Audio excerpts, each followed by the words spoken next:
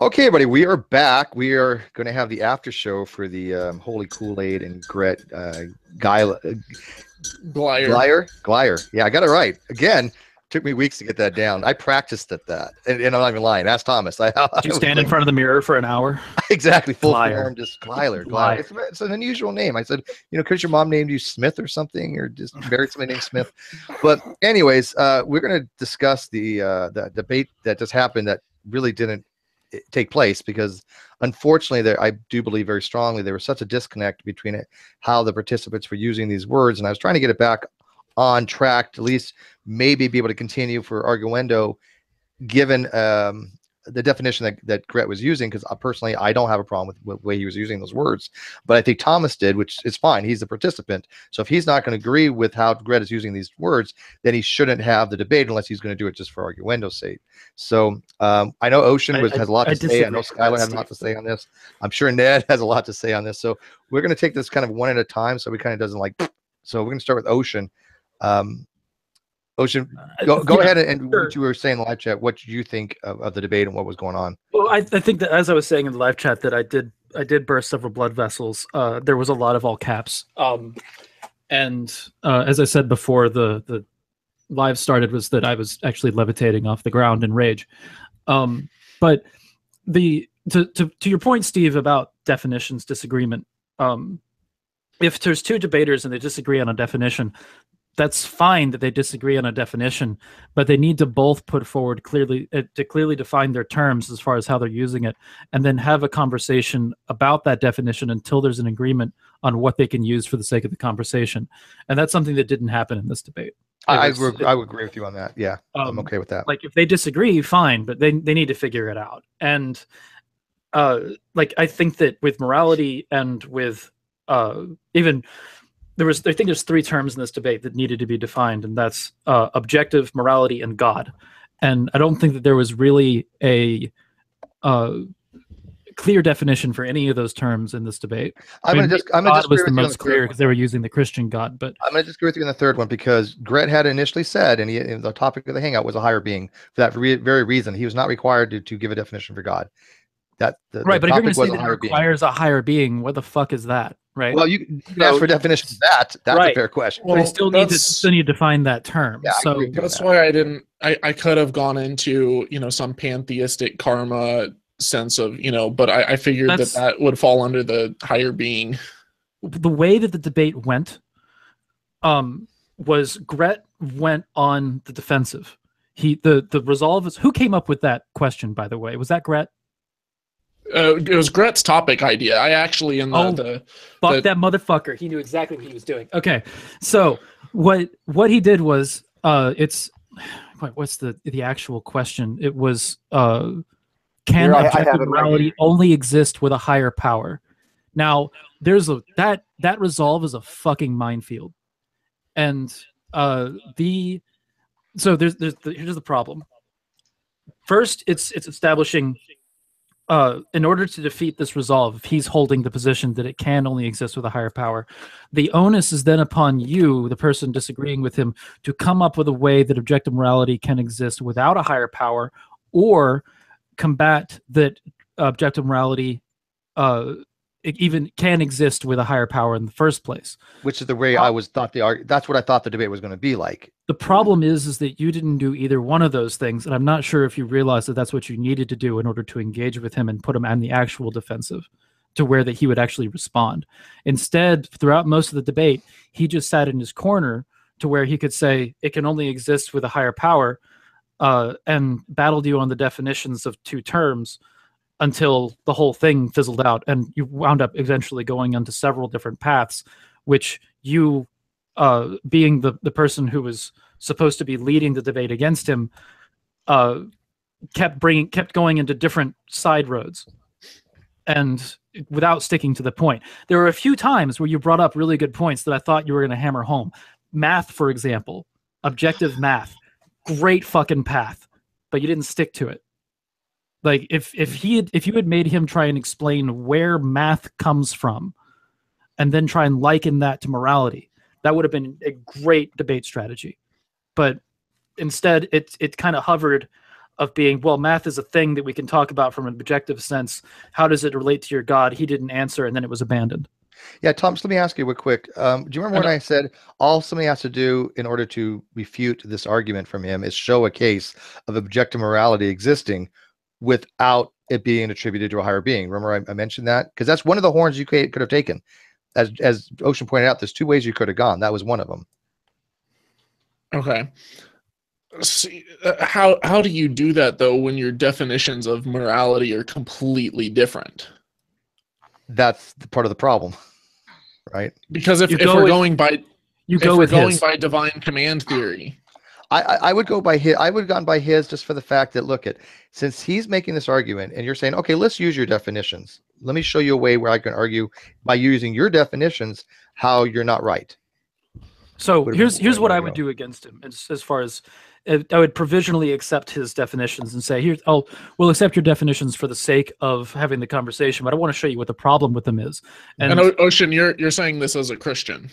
I'm not a Christian, but I am a theist. I'm you're a theist. Okay. Yeah.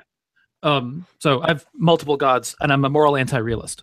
So I think that objective morality is an absurd idea in the first place. So I don't think that, so if you go into the debate and you're against the idea of objective morality, what you would want to do, if he's going with divine command theory, ask him what that makes, why is morality objective under divine command theory and not just God's opinion? Well, I thought I asked him that. I said, you're just outsourcing your subjectivity.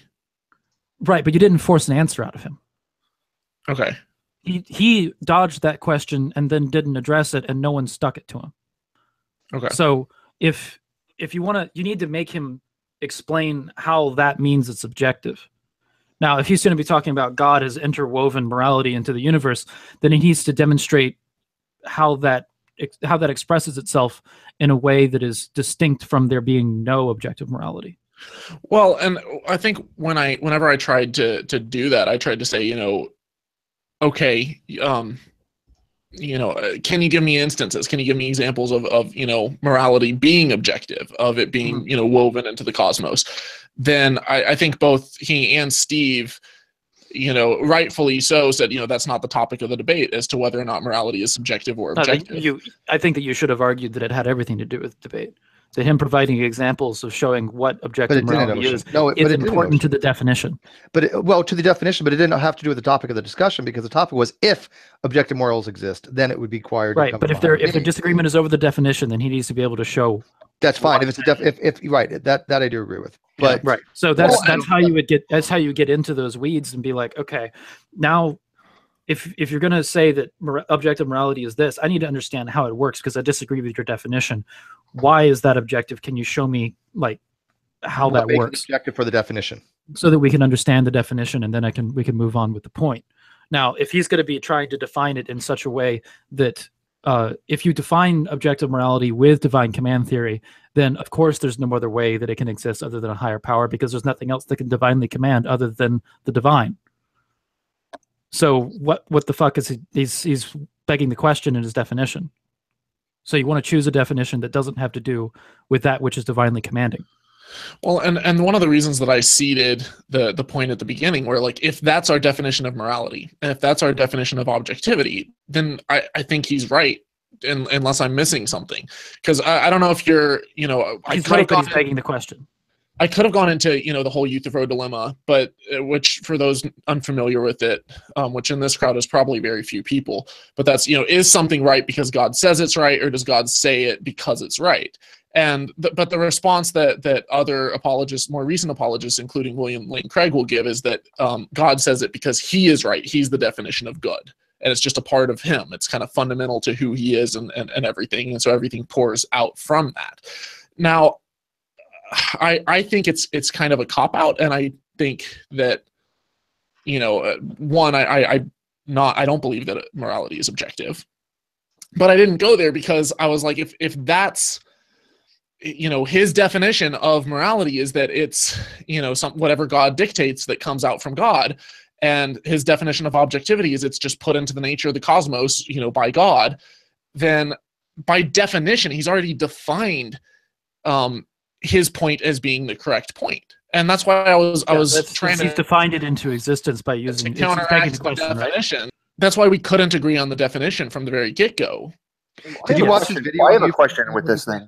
Well, there's a couple of things that I want to point out there. Is one, you need to show that he's begging the question through the definition, and God damn it, I forgot the second thing. God damn you, Gyler. Go ahead. Hey, real quick before you go to Gyler, I want to ask real quick, Thomas, did you watch Gret's video on the youth role dilemma? Because there was some major problems with it. I saw his original one where he was talking about my video, and then he did like a response to Essence of Thought.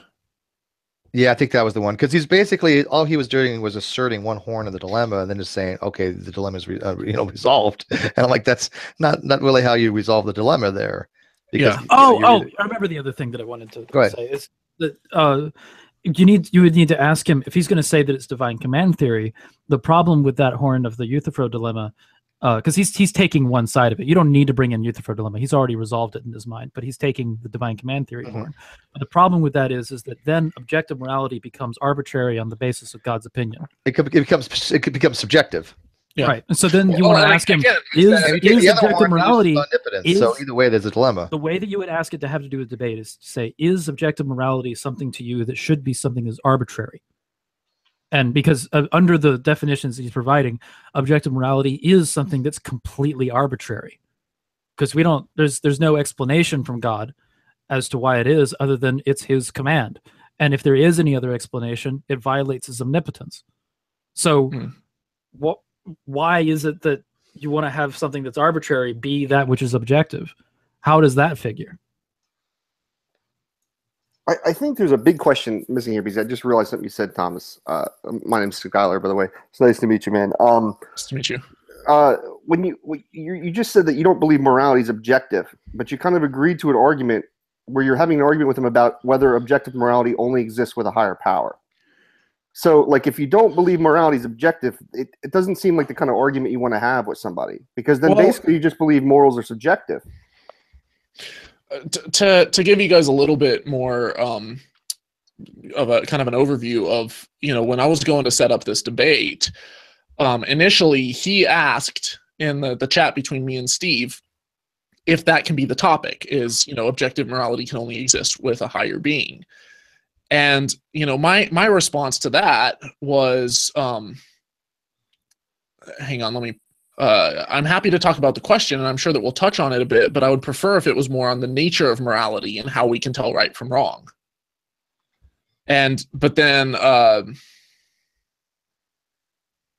we wound up, we had a bunch of back and forth, and he, the points that I wanted to talk for, I said, okay, it sounds like you're trying to advocate that morality can only be objective if it's dictated by God, and hence an atheist worldview can't have an objective moral framework.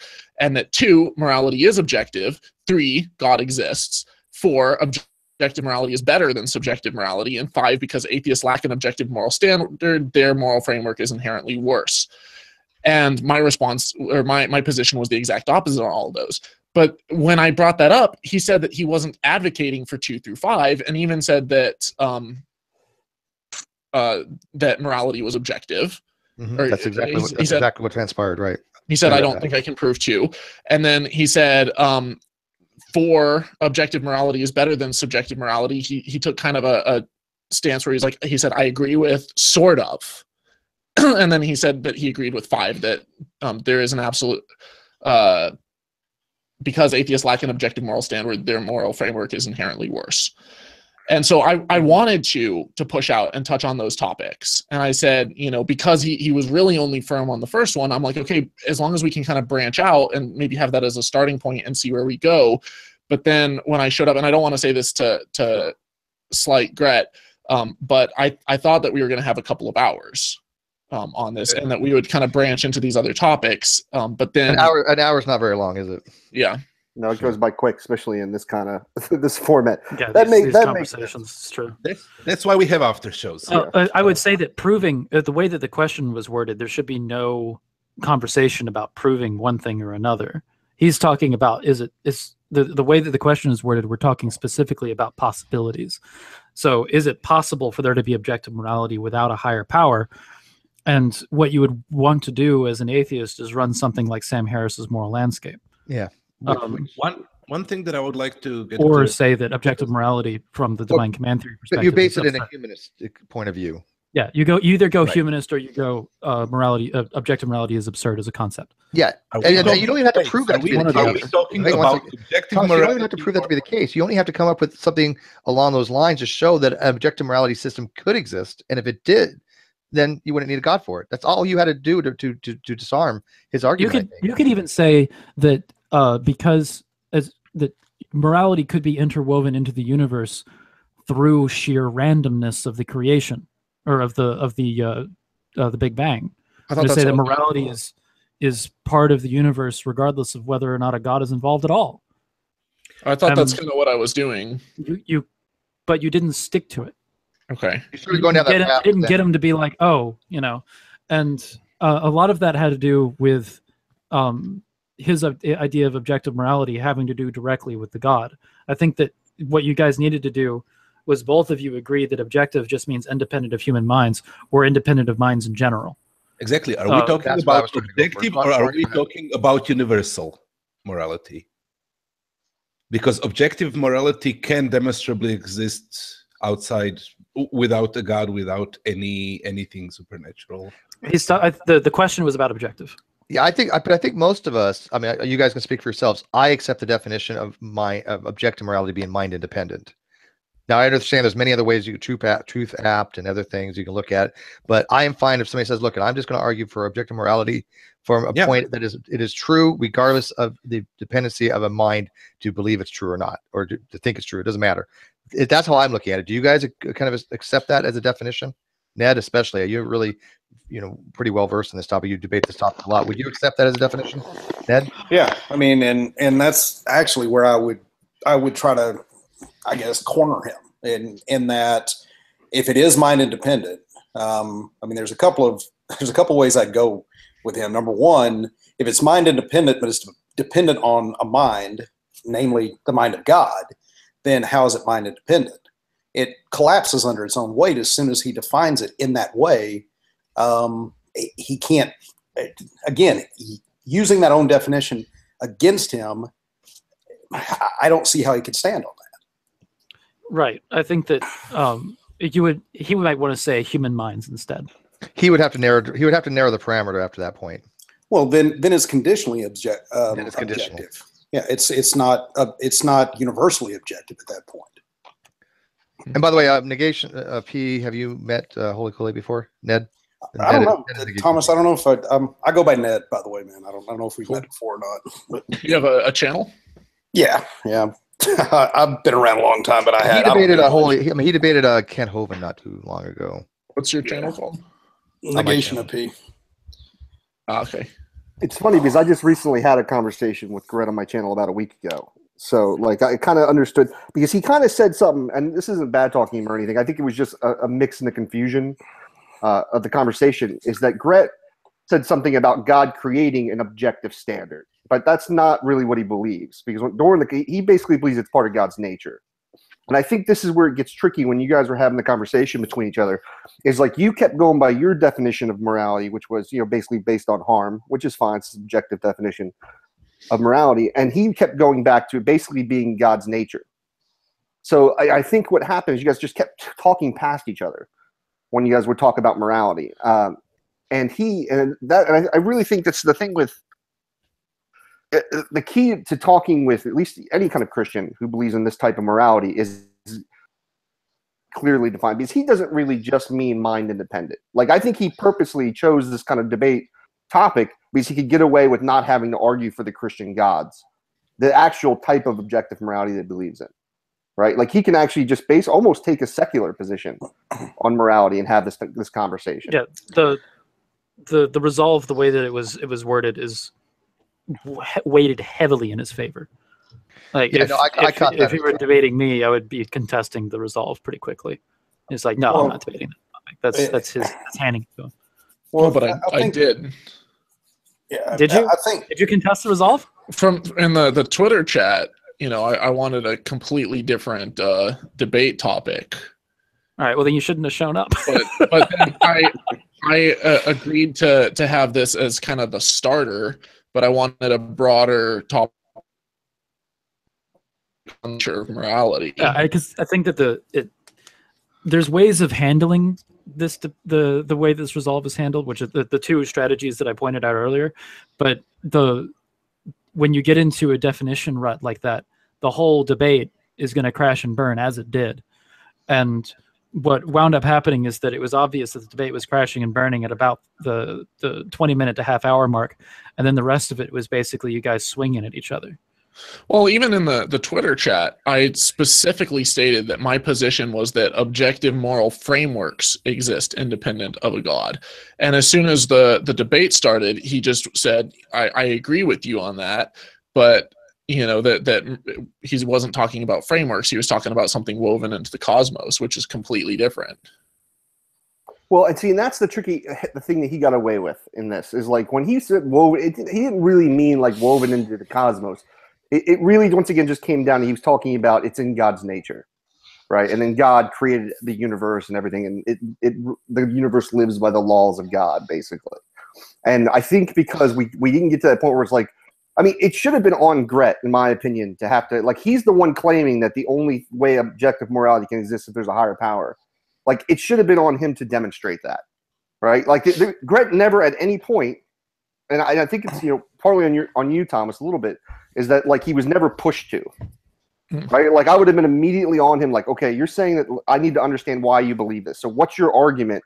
Well, how are you going to lay out to me that the only way an objective standard can exist? Because I mean, yeah, you're right. Like, anybody can create an objective standard. I mean, once we create a standard, it's objective in that sense, right? Like, you subjectively choose it. If you make it's just like a test. A test could be an objective standard in math. Like, once the standard is created, you have it, right? And I don't know. It just seems like. Scott, would you argue that if you had an objective moral system that you created that was based upon a humanistic standpoint, that would be a more objective system? Now, Gret doesn't have to accept it. I get that, but wouldn't it have validated his premise? Yeah, exactly. Yeah, because the system would have been objective. Yeah. Because at that point, that's all you need. That's what I was saying before. That's all he needed. That's all Thomas, I thought, was going to do to invalidate his, Gret's argument, was do something like that. There's a couple ways he could have gone. That would have been one of them. Because I personally, like I said, I think objective morality can exist without a higher being, and that was the topic of the discussion. It just comes to, and I agree with Thomas in the sense that, like, Thomas would agree that, like, I mean, ultimately you choose the standard, right? Yeah, that is the subjectivity of it. Like, you wouldn't choose something that isn't based on your emotions or your opinions or things you value, right? But ultimately, you can make an objective standard. It's just the problem is the kind of objective standard the Christian's arguing is completely different. Like, they're just talking about some kind of nature of God that exists somehow, but they don't want to actually get into it. Like, he doesn't want to connect the Christian, or any Christian doesn't want to connect the Christian God to this when they're arguing. But, like, by definition, this is how Christians define morality. Yeah, what's the advantage of doing that? By his he said the higher being, that was his choice. But as a Christian, what do you think the advantage is to have a disconnect between the Christian God and the higher being, when we know clearly that Gret as a Christian is advocating for the position of that it comes from God? Is there a reason why he thinks it's easy to argue for a higher being? What I saw, or does it get you to it doesn't get you to his God, even if you prove that it requires a higher being? Well, what I saw, someone had turned me on to his video, and I did watch it. And when I started to ask him about, specifically the God, he does not in any way want to get into Scripture. So I think that's what he's doing, is building that wall there so he doesn't get into, what happened with the Amalekites or what happened. He knows it's indefensible. Like, he's perfectly aware it's indefensible. He even partially says so, that he's bothered by Scripture in the Old Testament. That's a good point why he would do that. Yeah. I don't want to, without him here to defend himself, to put words in his mouth, but I can understand how, if you're having a debate, whatever the topic is, to want to narrow it down, because obviously, he could have argued in defense of the Christian God, but I mean, we could have had 1,000 different debates on 1,000 different topics, and he started broad, and I figure that if we have more debates, that we can narrow in on Christianity specifically. Thomas, I would go the opposite direction. I would go just with with the existence of an omni-God. I think it's fairly straightforward to demonstrate that morality is meaningless at that point. There's no such thing, at least from the human perspective. So, going, not only is it not only, I guess, objective, but it's meaningless. It's completely without merit to define anything as either moral or immoral, because, and again, I think this really plays into his argument, because you can't know the mind of God. And since we are, if this is true, if there is an omni-God out there that's controlling things, then we can't see what this God's plan is meant to do. So in the same way that a 5-year-old, when they go get a shot, thinks that the doctor is evil because he gave them a shot that hurt, can't see the big picture. The quote-unquote evil things that we see could, if God is all good and omniscient and has this plan, all of those actions could end up going toward the greatest of all goods. At that point, from our perspective, nothing is immoral. We cannot look at anything as being moral or immoral at that point.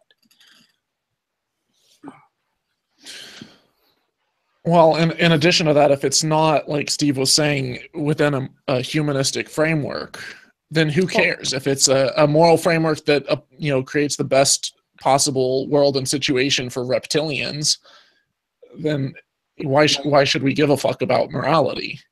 But well, if that was the case, so look, if you had a civilization, and you had mentioned earlier something about if everybody thinks rape's okay, is rape immoral in the animal kingdom? That's excluding us, but obviously we're animals. But is if dogs go after another dog, is that rape? Cats, rabbits, is that considered rape? Do they have any kind of moral code that says that is violating the cat's will if the cat doesn't want to have sex? And think about that. So if you have an alien race where you had posited that that rape is okay, well, what is it really rape at that point? But even then, even going back to what Thomas was saying about if it's not based on a humanistic goal, if you will, well, because of our limited perspective, it could still be for the greatest good for humanity as a race. We just don't know it. In the same way that 5-year-old doesn't know that shot in the short term is going to hurt, but in the long term going to save his life.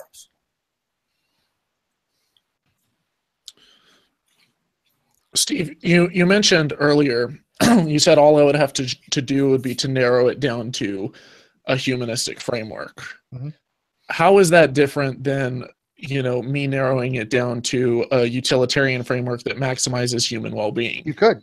I think you could. Harms and benefits analysis, or I thought you might have gone the Kant route. Did I not? Kind of co-imperative or something, which is kind of diametrically against divine command theory, right? Mm. Correct me if I'm wrong. As I understand, Kant's categorical imperative was a way to show an objective morality system that didn't involve something like divine command theory. Yeah. Well, and I brought that up at the beginning of the debate, was the categorical imperatives as well as a utilitarian framework, both of which are objective frameworks. But we still choose those subjectively, and he still chooses. But then you're using the word differently, subjectively. But I think you're using the word differently there when you say we're choosing it subjectively. Choosing it doesn't matter if it's mind independent, the way that Gret was using that word to be, right? Exactly. Because that's the point. Now you're in that same problem we've all kind of said. Look at what you're changing what objective and subjective means at that point. Go ahead. And what was Gret's definition of objective? I don't remember what he said. It was mind independent. Now he went with the definition of mind independent. He just went mind. Yeah, eventually. He didn't phrase it that way. I phrased it that way because I think it's pretty well standard. Yeah. Independent, but he says something about, well, it doesn't matter. Something I don't want to misquote him. Yeah, but I remember I've heard him use the analogy of the Monopoly board, where no matter what, there's a Monopoly board. The Monopoly game has rules, regardless of whether people know the rules or not. I think really it just comes to a point, because then if it doesn't get to that point, or if you can make an argument, well, hey, here's the objective standard we've created, therefore there's an objective standard, humans can have it without a higher being, then he's going to have to get into his arguments about his God. Yeah, that's a good point. Because then now he's going to have to be like, well, I mean, and then it's going to be special pleading, basically. Well, in this case, only God's allowed to have the standard. Like, and then he's got to define what the standard is and what makes But it something still runs into moral the and same immoral. problem. He Exactly. even in his video, he basically is either asserting that God subjectively came up with these rules, right, or that God is losing omnipotence. Exactly. So and he doesn't believe that. Like, and also like things like I asked questions like, can God lie? And he said that God can lie in certain contexts. Well, I think So, that's like, okay. I think God could. I mean, I don't think that's against the Christian worldview that many Christians I think know. that's a quote. I think in the Bible, I think it straight up says in the Bible, like, God can't lie. Like, I think it's like something that's very, very clear. I don't know.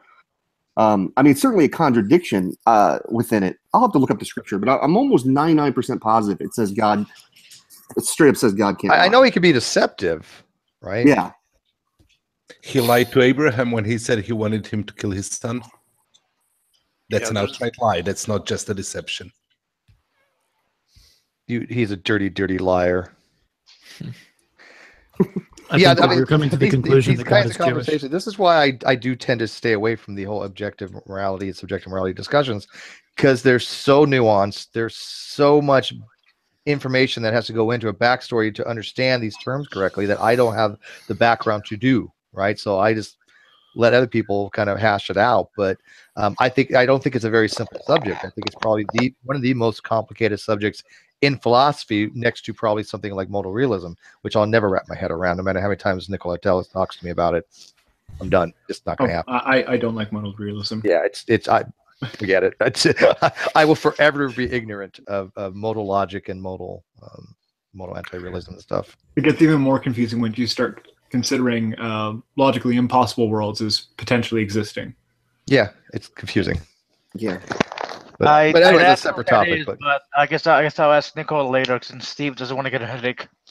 What's that? That could be already gave me a headache. No disrespect to either people. It's just I didn't know what to do, because I realized there was such a problem between how they were not coming to a meeting in their minds, and so we couldn't have the debate as I'd planned. Obviously, called it. You did. Nicola actually said something that was going to happen. I have an interesting question about morality. We got a lot of people in the room that I think are well versed in this. This might be a good, because I was thinking about this because I've been recently arguing with Christians, right? The whole idea. But the basic idea is like, Christians define morality as God's nature, right? And then something that's immoral is doing something that's against God's very nature, right? Mm-hmm. So if that follows, right, by definition, I'm not omnipresent. I'm not omnipotent. I'm not all powerful, right? So, I'm in strictest sense is God's nature. So is that? Are you saying that it's did something like that? Exist? Well, I think there's a lot of Christians that hold that position. It's immoral. I think I posted something like that after we had our "Would you rather" night, Gyler.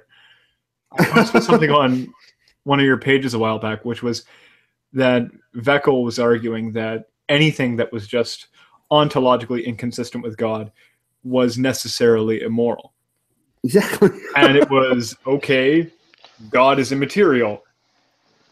Everything God created is material.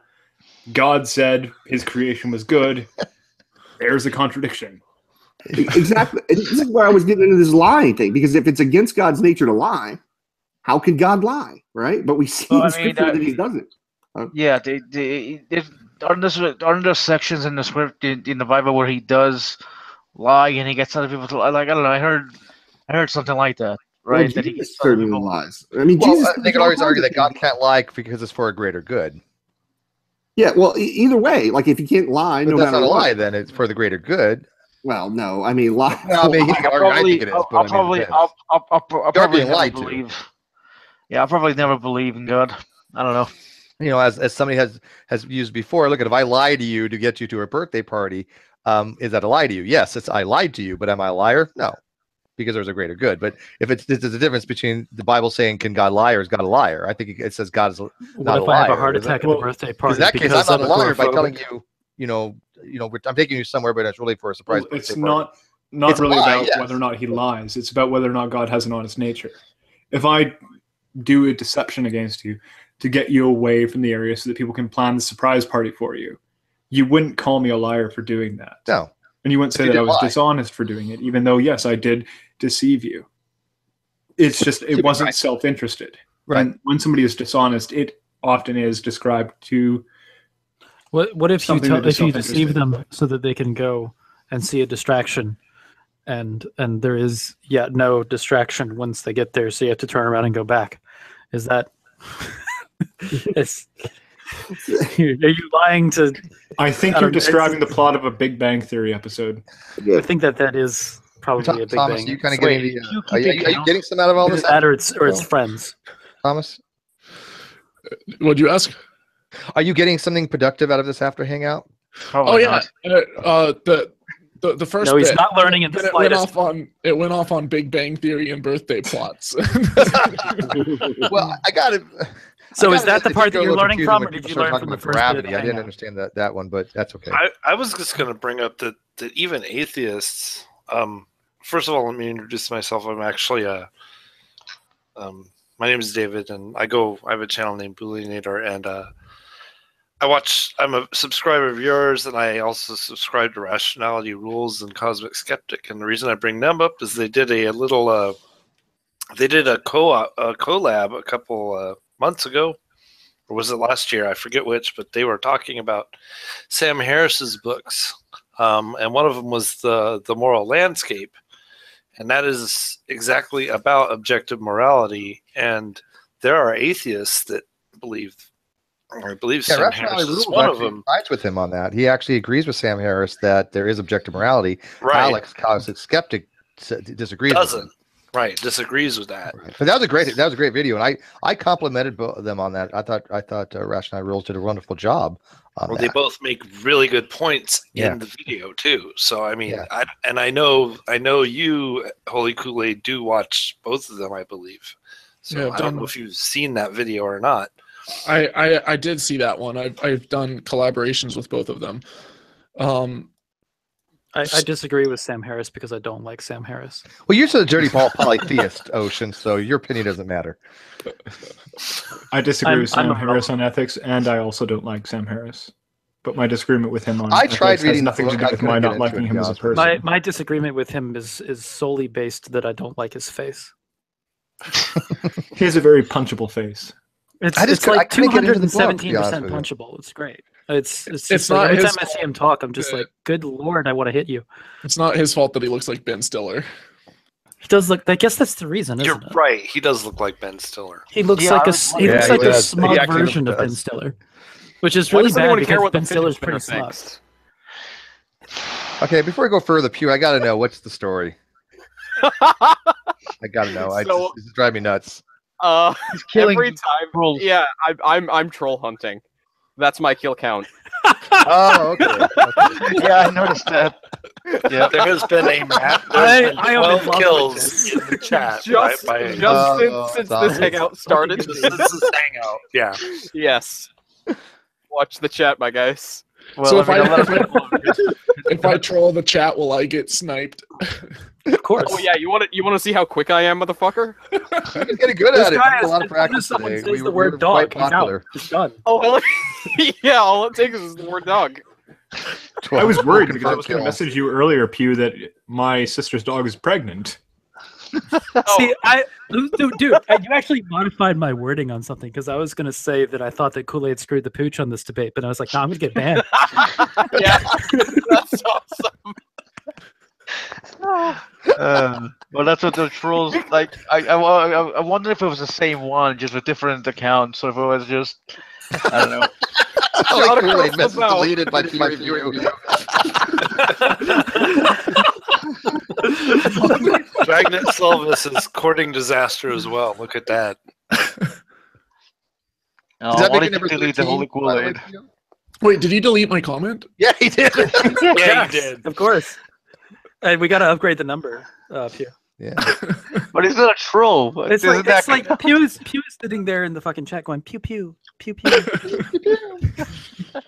Yeah, it's going to be par for the course. I mean, it's just when you have yeah, but wait, no, Reds gets trolls in his feed. He had like 160 people watching or something. His thing with vegan today, which by the way, I don't know why he keeps doing it. What's the point with vegan anymore? Hugh, I don't understand know. that. I was wondering that too. I was bored. I mean, I love Reds. I love his hangouts, but how many times can you have the same discussions with the same guy, part-time vegan? It's boring at a certain point. Well, we could bring Betty back. Betty would have been more interesting. Who the hell's Betty? Betty Vaughn. What the hell's her last name? Somebody who thinks that the sun is 1 light year away. And that the Earth illuminates itself by its own light. Yeah. She's a flat earther. Okay, my head. We might. I still have to determine whether I'm going to set Sean G up with Arn Raw. I don't know who else we can get. I know Arn wants to have a flat earther. Didn't Tony say they already have somebody like?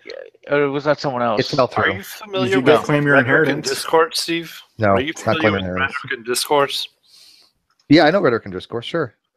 He had one on Sounds today good. with the name. Is it Anthony? I forget. I think it was Anthony. I'd have to look it up again. But he had a hangout today, and that guy seemed like he actually wanted to talk. I bet you he'd debate him. I'll get a hold of He rhetoric. seemed a little bit more intelligent than Sanji. I think the Alright, problem I'll with get a hold of Sanji is he did not come at all prepared. Well, yeah, but this is not his first rodeo. Sean G had an engagement on my channel several weeks ago, and it's the same stuff. Oh, I'm just now learning about flat Earth, and I don't know. I'm like, Well, I mean, how can you to be fair? How can you prepare for flat Earth? I mean, there's not really any information. you go watch a Mark Sargent video 10,000 times. I guess. Shit, we got 13. You can binge watch Sharonism. Count Koolaid also. Yeah, just Thomas, do you know about that? Arn wants me to find him a flat earther who's not a Pope, because Arn's convinced, and I disagree with him on this. He's convinced that every flat earther is a Poe. And I'm like, no, the vast majority of them are, but there are some real live, honest to goodness flat earthers who think the earth is flat. And Arn says no. He thinks they're all freaking Poes. What do you think? It's nice to see that Arn is an optimist at heart. Yeah, I know. You think of all people, Arn would be the person to go, yeah, you know what? There are that people that are that stupid. But what about you, Thomas? What do you think on the issue? Given the state of science education, and particularly in the States, I wouldn't be surprised if at least 60% of them are sincere. I think you might be a little high, but I'm anywhere. There was a 80%, I think. There was a flat Earth convention, the first flat Earth convention. Seriously, just recently, and boasted members around the globe.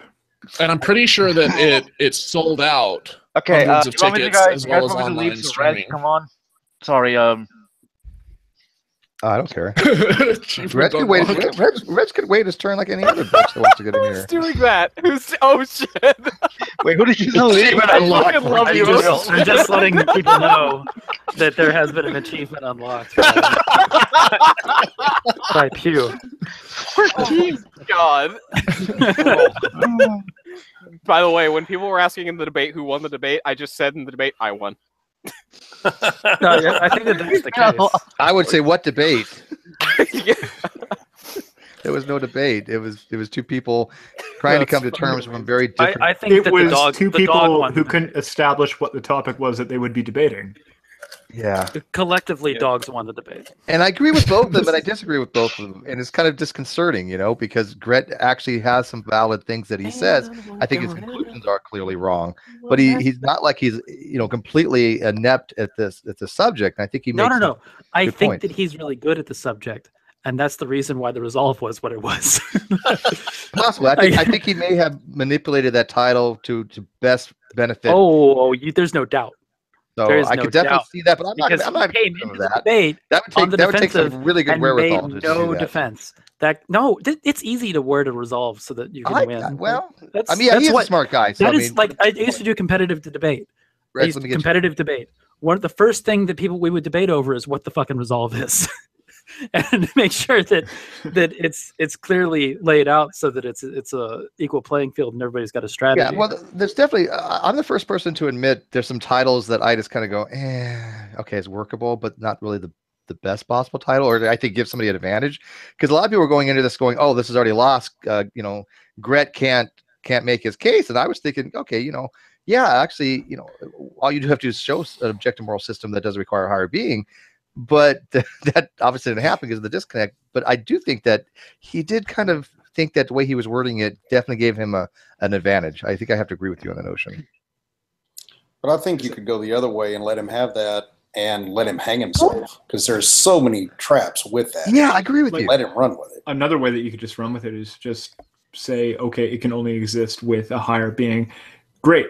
There's no higher being. That's why it's not possible. Oh, that would have been a whole different ball game, dude. No, but then he would now just be you're saying, well, if in a it, different debate. that would be agreeing with him in the debate. That's one of the reasons why I think that it was worded so well, is that if you start to go along the route of attacking the idea of a higher power, he goes, okay, well, great. That means that objective morality does not and cannot exist. I win. He still wins. Yeah, he still wins. Right? Because if anybody demonstrated that objective morality didn't exist, if you have proof that God doesn't exist, he still wins the debate. Yeah. The question was if objective morality exists. But you go at it. You go at it exactly the opposite. You prove with an omni being that objective morality cannot exist. It must be subjective or meaningless. He's done. Either he has to do one of the person oppositioning him has to do one of two things. So. You have to go moral landscape, or you have to go objective morality is absurd. No, I think you might be. I think you might be an error on that one, dude. If God exists, he wasn't arguing that if God exists, objective morality has to exist. He wasn't. No. He wasn't arguing the converse. He's saying objective morality is only possible with a higher power. Correct. And he wasn't defending that point. No, he didn't at all. There was no. In fact, Ozzy had asked me in live chat, what was Gret's argument on that? We never got that far. He went first when he was running the dissent. That's another part of it that's kind of annoying, is that he was like, I'm going to go first, even though he's running the dissent position. And his opener was kind of like just basically saying it was an assertion. It's like, I believe that this is the case. And then along comes Koolaid, who needs to word his affirmative as a dissent because someone else already went. Yeah, no, but it's like he's disagreeing, but he has to your opener. It throws him on the wrong foot, and right from the fucking outset. They kind of switched the what they were arguing in a way. Well, no, always taking the positive, and taking the negative, and they kind of swapped. Well, it's the reason why Dude Buddy Theist was fine with going first was because he's the theist, so it's atheists are of the mentality. It's like, well, I need to go second because I'm disagreeing with the theist. I'm running the dissent. But the way that the resolve is worded, Gret's the dissent. Yeah, and I get to that. It's because it's not like, in order to be the dissent, you need to be the theist, is the way the question's worded. I think it probably would have been more interesting had they gone into more, can atheist, be moral without a deity? That to me would have been a great discussion. I think Thomas would have wrecked that. I think it would have killed on that one. I think that would have been right up his alley. Gret wouldn't debate that topic. Well, I think Gret knows he probably would get destroyed on that particular topic. I mean, Thomas, if he would have asked you to debate on that particular topic, the argument, can atheists be moral without a God, would you debate him on that? Because I think you would do exceptionally well on that. Yeah, I definitely would, but I don't think that even someone like Dennis Prager sees that point. Yeah. Well, the problem with that kind of debate is, like, once again, you guys are talking about two different ideas of what morality is. Also, hold on a second, guys. Yeah. Hold on a second. And boop. There we go. Thank you. You would literally be like, so if, say, Thomas was like, well, you define morality as less harm, right? Well, then all what's the name's going to do is just be like, well, I define morality as God's nature. And now we're talking past each other again. Yeah, so I define morality. There's a way around that. I define objective the way Gret does. See, so I can't win, right? Well, not objective. Just talking about morality. The word morality. No, I'm saying that it's objective morality, right? And I can use it the way Gret's using it for the word objective. I believe it's fine, mind independent. But for morality, I go with Thomas's approach, right? Harms and benefits to society. I'm fine with that. So that's a problem. Well, the problem, Steve, is that they're not going to define it that way. What's objective morality for a Christian is going to be whatever is reflecting God's nature or God's will. But he wasn't defining it that way. But that's what I'm saying. No, he defined it in a rather redundant way. Right. We never got to what he defined it as. No, he did. He defined it as mind independent. Oh, yeah, but he defined what morality was. He said that. Oh, not morality. I'm talking about objective. Yeah. He did. Yeah, no, morality. He's going to be right. Mind independent. But when it was asked, like, "Oh, what is morality to you?" or something to that effect, it was, well, it's really about what is good or what is bad. Okay, Yes. That's a redundant definition. Objective. He's talking about morality. Oh yeah, morality. That's what I even interjected. I said, look at the definition of morality, or how somebody's going to use morality from a theist and atheist. Is not going to be the same thing. I'm going to go by what Thomas goes by for morality. I can't define terms of morality in terms of theism because I don't have a theistic position. Well, and the whole thing with the dictionary definition is good or bad for who? Good or bad for what? That's No, which begs the question: what does it mean for something to be good? Right, because Yeah. if it's good is also a synonym of moral. Well, let me ask you guys this. No, if it's all about the goal. If it's good that it makes God's plan come to fruition, but it kills every human being that's ever existed and damns us all to hell, that's still a good. Whereas to God. we would look to God, yeah. Well, objectively so, as far as the Christian standard would be. Whereas that's completely inverse to what we would look at it from a humanistic standpoint. That would be the greatest of evil. So again, it's what goal? What are you trying to accomplish? What God wants to accomplish, or trying to keep humanity surviving and thriving? They can be that's why we have completely to move to a humanistic center for objective morality, right? But one of the things I'm questioning, and maybe you guys can help me on this one. Can there be both subjective morality and objective? Because people were saying, some people have said before, it's either one or other. They think it's a dichotomy. Either you have objective morality or you can have subjective. The problem I think I have with that, and guys, please correct me if I'm wrong, but even if we have objective morality, there can be descriptive moral relativism where things are more of a subjective nature. Could they not? Well, descriptive moral relativism specifically is just noting that different people have different attitudes, cultures, right? Different But that's ideas subjective, about is it what is not? moral. Well, people disagree is what it says. And it's like, that's entirely uncontroversial. That doesn't mean that some set of those people who are in the disagreement are actually right. Okay, fair enough. Okay, the descriptive moral relativism is just their disagreement that people think. It's just descriptive of that there is moral disagreement. I agree with you. So, but I do agree. But if they are right, if they are same subjective morality, can they exist together, or is it literally one or the other? Well, couldn't you have? There is a view called intersubjectivity. Nobody is disputing subjective morality. Subjective morality exists in both systems. So they're not exclusive of each other. There is a kind of midway point, which is the intersubjectivity, which is that it's agreed upon by normal people under normal circumstances, roughly. Technically, if there was a Christian God and it was objective morality, there couldn't be either or. It would kind of be that would be it.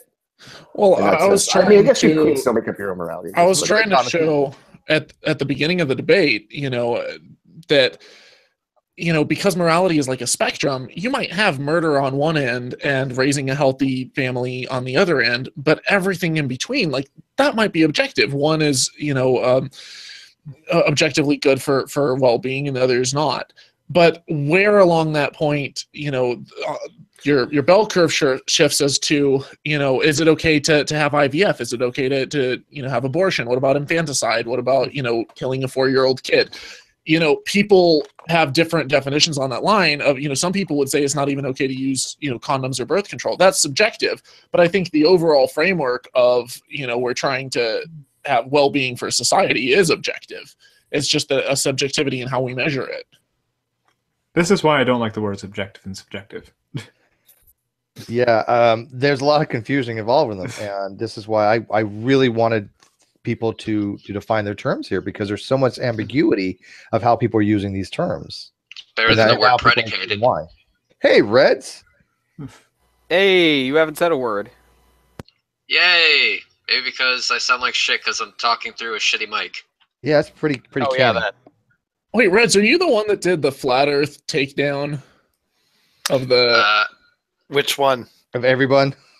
Where you had, oh god, what was that guy's name? The big flat Earth YouTuber, and you debated him and completely destroyed him.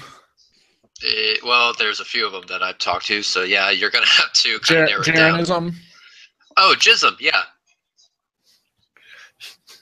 I thought you did a fantastic job in that, by the way. Oh, thank you. Yeah. Oh, by the way, yeah, who I debated yesterday on the Geek Room? Total Poe. I'm sorry. Yeah. Oh God. See, here's the thing. I love you, Reds, and I will always love you the day I die. simpaticos. But I don't know if I can fully agree with you that he's just a Poe. I think he's a stupid. But I think all flat earthers are stupid, so I don't know where to go with Exactly one stupid. Okay. They're synonymous, right? But remember the question I asked him yesterday. Why the Earth is round and is the Earth round? Are those two different questions? And he said no. Because he's stupid. I think he just went into I'm not listening mode. Yeah, like he said, 45 minutes of the last 45 minutes of the debate was just him not listening to you at all. Yeah, what it boils down to this, Reg. Do you think he actually believes the Earth is flat? That's it. I mean, just go to the balls to the wall on brass tacks. At Do this you think point, that he believes the Earth is flat? At this point, I have no fucking clue. But he could honestly believe that the Earth is flat and still be a Poe. Like, for example, I could honestly say that yes, I legitimately believe that the Earth is round. But every time you ask me to justify it or back it up in any way, I would just say because unicorn farts. No, and I agree with you that he can actually believe the Earth is flat and still be a Poe. I do believe that. But my use of the word Poe here is strictly conditional on his believing the Earth is flat or not, because this is what Arn wants to know. Arn thinks that everybody who thinks the Earth is flat is lying. Yeah, and also, Max, I'm not inside a fridge. I'm inside a tin can. Get your shit together. And other than that, I'll say this. I do not think he is deserving of Arn's attention. Let's put it that way. That's the route that I think you're right. I think we could probably find somebody a little bit better. I think honestly, you would be much better off going with somebody else, because here's the thing: if he can arbitrarily decide when to just stop being serious, and yet it still comes off that he's actually being serious, being that when he's kidding, he's still saying stupid shit that's no more stupid than when he was actually being serious, then I think we can find someone better. Yeah, I'm going to trust your advice on this one, because this is why I wanted him to debate you first, for this very reason. And I think that your assessment is spot on. I think we could find somebody better as well. To be fair, I think that the idea of finding a better flat earther for Arn Ra to debate. I find the idea of a flat earther worthy of debate kind of weird. I know. So we're trying to find a smarter. So we're gonna scrape the bottom of the barrel and see if we can't find ourselves a nice little gold nugget down there for Arn Ra to play with. I'm thinking Tex. Let's do it. Also, I'm going to be awarding. I have to award Pew a trophy for doing 20 kills. Nice. Yay! I feel so accomplished in life. Pew, you can stop having those suicidal tendencies now. Congratulations on that. No, those aren't going to stop. I'm proud of you.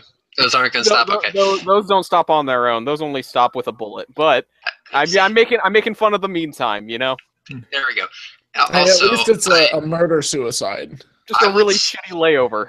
I would say. I remembered his name finally. Anthony Riley. That's who I'm trying to think of. What I want people to admit in the conversation that we're having about having a flat earther that is on the level to debate Aaron Ra is that by saying that Aaron Ra is on the level to debate a flat earther. Yeah. By the way, it's Aaron. I don't care. I'm mispronouncing his name on purpose. You guys missed it the other day. Ocean and Arn were having at it on my Facebook. I was like, damn. You just don't get along with him, do you? No, I think he's dumb. I was like, wow. If I had respect for him, I might get along with him, but I don't. So I didn't know you had that many problems with Arn. I had no idea. It's okay. So basically, my problem with Arn is that he basically. I mean, I think I've expressed this before. Is that I think that he's shooting fish in a barrel with a shotgun. Like it's he lines himself up against creationists, flat earthers, whatever, and people that aren't going to be a challenge for him. And then he runs away as soon as there is a challenge that's posed to him. Now let me ask you this. I think we all fuck with flat earthers and creationists. I have a channel dedicated to that. I know Thomas is against creationism. I don't think he does much with flat earth. But are you saying that if Arn what's that? Oh, you do flat earth too? No, I said I could. Oh, you could. Yeah, sure. But I mean, are you saying, Ocean, that he should up his game and take on more and more erudite type people. I mean, we'll go against anybody. I mean, we'll have all kinds of conversations. We just don't go after the simple-minded people. We go after anybody who puts forth a pretty shitty argument or just outright what like look at deflating atheism or something like that, right? We'll all go after him. I can't think of somebody that he went against that was better than a flat earther or a creationist or type. Can I say he debated Ozzy? He has debated Ozzy. On what? He debated Ozzy on wasn't it the concept of faith? Well, it was actually on lactheism, but it was a lot of everyone's favorite dead horse. Ozzy stomped, didn't he? Ozzy stomped him. Yeah. Yeah. So I love Arn, but Arn needs to stay away from philosophy. He just does. All right. Well. Here's the thing, though. It does show that he's actually willing to step up to the plate, and that's what was actually being discussed here. So whether he got stomped or did the stopping doesn't matter. He still stepped up. Yeah, he didn't run away from Ozzy. I'm not gonna award him the respect of that, though. That's perfectly fine. You don't have to. As far as what's he looking for right now? He's looking for a flat earther.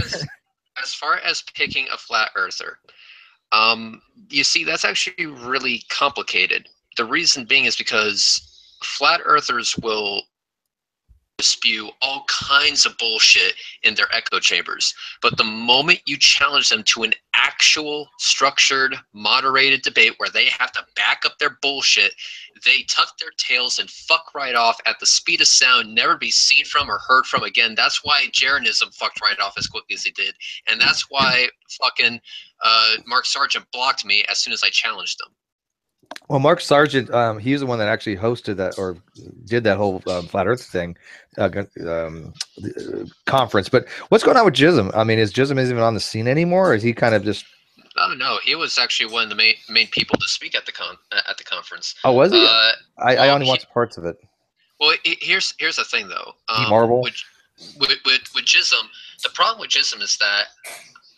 I've gone back and forth on this, but I'm back in the camp of he doesn't actually believe this shit, and he is just in it for the money. Because now apparently this is fact. He got $25,000 for a piece of equipment that he didn't know how to use. Wow! Fucking god. Yeah. Yes, Wow. and also before that. He got at least over $1,000 for an experiment that he never fucking did. And then before that, he got $5,000 for a balloon he never fucking launched. I remember that he was supposed to recreate, if I'm correct me wrong, the Benford's level experiment. And he was also supposed to have a balloon launch that he was funding, correct? Yes. And what they said was they actually launched the balloon, but that got shot out of the air. Yeah, I think he's full of shit too. I mean, obviously, I've always thought that he was just in for the money, but I don't know, Steve. It could just be the government. Yeah, it could be. The government did nameless, faceless. They are in on it. But what he said was that they saw a bright metallic object fly towards this balloon, and as soon as it hit the balloon popped, and the whole thing came crashing down. Apparently, they didn't have a parachute attached to this thing that would have cushioned its fall because reasons, and so it was destroyed on impact. It could have been aliens. It could have been aliens, but I can think of a couple of other things that were destroyed on impact, if you know what I mean. The one thing I wanted to capitalize on, which he never fucking answered for obvious reasons, is okay. I also did a balloon launch. Mine also was an epic fail, but I'll tell you what I saved. I recorded it from the ground, so I could at least show that there was a balloon and I launched it. So where's your pictures? He doesn't have them. Gee, I wonder why. Well, it's like our government is so efficient that it has trouble passing budgets, but it's able to shoot every balloon out of the sky that ever is launched and keep a massive worldwide conspiracy going for decades on end. The fucking ice wall. Yes, exactly. Red, you brought up a good point a second ago in that anytime it seems like these guys are challenged on it, they run. And that's one thing that I noticed in that debate you had the other day with that kid is that, he would just keep saying, well, I'm new to this. I don't know. If y'all are going to do something with Aaron, I think the only way that you're going to have anything that seems, at least interesting is going to be to find a flat earther that has at least one specialty that he feels really strong about, and constrain the conversation to that. Do you know of anybody that has anything that they feel like they've got a specialty that they can just focus on that? Well, it's funny that you mentioned that, because I've gotten a lot of assertions that flat earthers were surveyors, fucking pilots, and shit like that. But when I ask for, conversations with these people or their contact information, they disappear. So I would say that there's only one specialty that I know of that flat earther will take on, and that's a specialty of talking complete and absolute shit. Because that is their job. Jism has literally made a profession where he lies to people on the internet and gets paid a ridiculous amount of money for it. Well, Eric Dubay kind of was a pathfinder for that, though, wasn't he? Eric Dubay was one of the first people that did it. He wrote 3 books on easily debunkable nonsense and sold enough of them to make a pretty decent living for himself. Jism followed that same track, but decided to go a little bit further by partnering with a few other people that are in it for the money and make a fucking flat earth conference and sell tickets for $250 a fucking ticket. So what you're saying is, Reds, if you and Pew were both flat earthers, you would already have your GoFundMe for New York trip. Fuck probably. Yeah. Okay. Yeah. Well, I mean, it's not too late for me to change my mind. Pew, if you fucking do, I'm leaving you here. And by the way, since I've shilled for them in the last couple of videos, and I will put the link below, but don't forget, I also have a Patreon, and I know it's going into the season. People have been, unfortunately for financial reasons, had to lower the Patreon, and I totally understand that. So if I get new Patreons, even if it's like $1 or $2 a month, I'm ecstatic. So I got to shield every so often. I don't talk about that much because before I was kind of. I've been giving $1 to you, Steve, forever. You're supposed to give me $1. Mm-hmm. I did. Ocean did actually give me $1. Yeah, I've been giving you $1 a month for I don't know, 2 years now. Yeah. I feel like I deserve it. Ocean. Yeah, okay, Ocean Nikolai is a very good Patreon of mine. Remember that time that Pew got 22 kills? I think that's worth about $22, don't you think? Oh my God, is that how we're doing this? I think so. That means kill more people, faggot. Okay. I love when people it's e-bagging. It's like, look, a free kill. There we go. Is it kills or dollars? There you go. I think it's oh kind of God, oh shit. E-bagging. It's like, wait a minute. So, anybody who has Patreons is e-bagging? Okay, fine, whatever.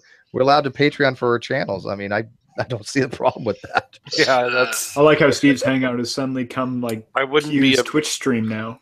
I love it. I fucking love it. I wouldn't be a Patreon if I didn't like your channel. I appreciate it. Yeah, I know. We have a lot of Patreons, and like I said, I actually want to. I'm trying to have bigger and better hangouts, and I'm trying to have more better guests, and for that very reason, right? Because I don't have the skill set for something like Thomas. More better, he says. More better, yes. More better. Exactly. To make every time I made my original videos, they didn't get much traffic. They get like 1,000 views. So I have to go with my niche, and my niche is to try to arrange types of debates and get guests and have conversation. That's what my niche is going to be. And but in all honesty, I think your best bet on getting a flat earther to actually debate, which is somewhat kind of maybe brave enough to back up their bullshit or at least attempt and fail miserably, I'm sorry, would be part-time vegan. That's a very real possibility. Wow. That's kind of scary too. I will say, Steve, yeah. I think that you make more money doing this than Nadia ever did. Oh, I'm probably. I wonder. But I mean, I before the ad apocalypse, I was actually the revenue from the ads weren't that bad.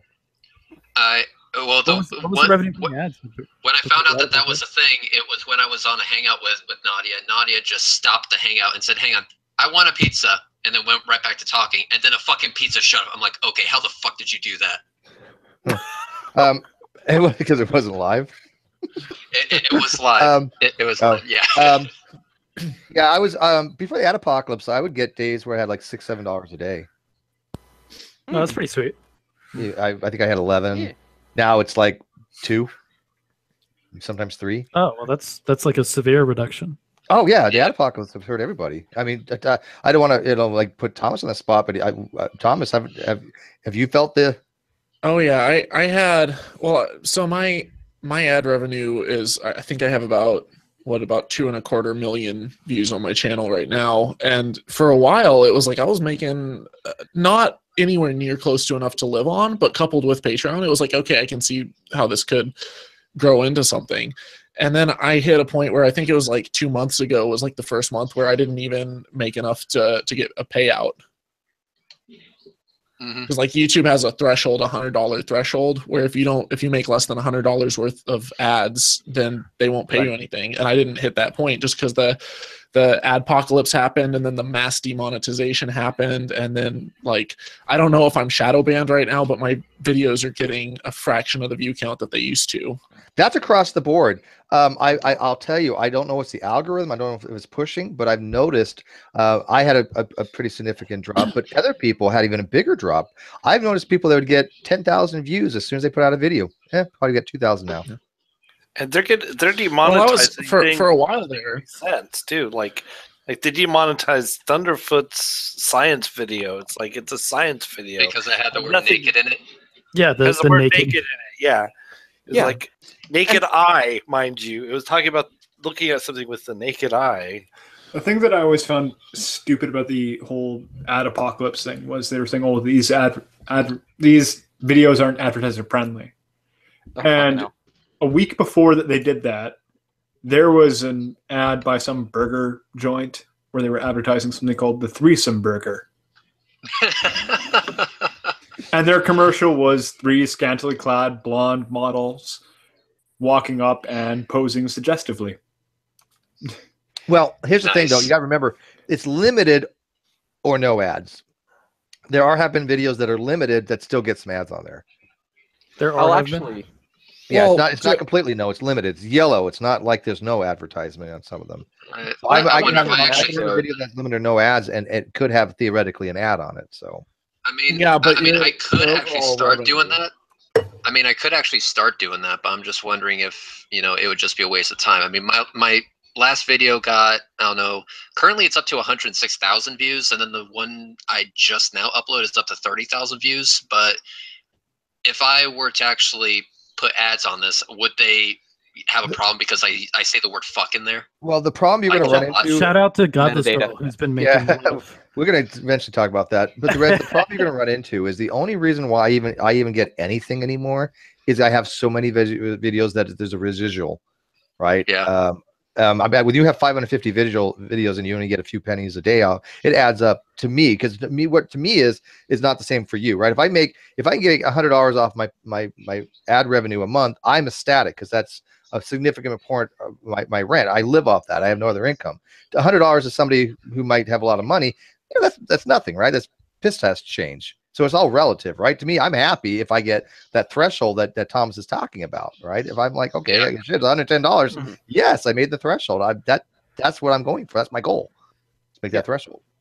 And I'll go ahead and point out, by the way, that the algorithm is completely fucked for determining what's advertiser friendly, because and I'll give an example that I've told some people about.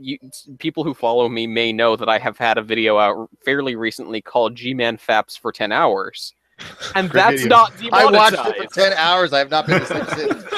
That is enabled for monetization. That is 110% advertiser friendly right there. The word flip side isn't in their metadata, apparently. The flip side to that bullshit is I made a video that I put out there was a girl in Saudi Arabia who she tried to flee a forced marriage, and she was sent back to her home, basically was facing an honor killing. And I made a whole video exposing that. And, trying to say, like, let's save this girl. Let's speak out. Let's, contact, different government agencies, try to tweet it out to, the Saudi prince. That's hate speech, man. Stuff like that. And I was like, I'm trying to save this girl's life. I'm trying to promote this. Monetize you.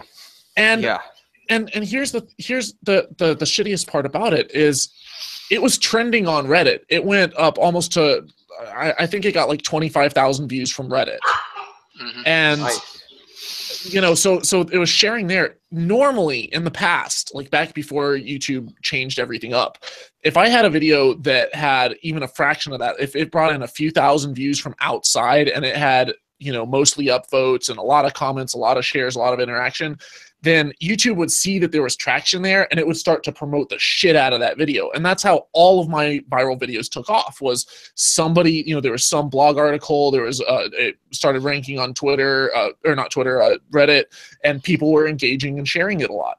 Now I put out that video and I can look at my analytics, and there's like the difference between how much came from outside and how much came from like YouTube recommending it on their platform, and it's abysmal. Like it didn't even take a spike when Reddit started promoting it. So there was this little bump when it got to the front page of our videos or whatever, or however high up it got.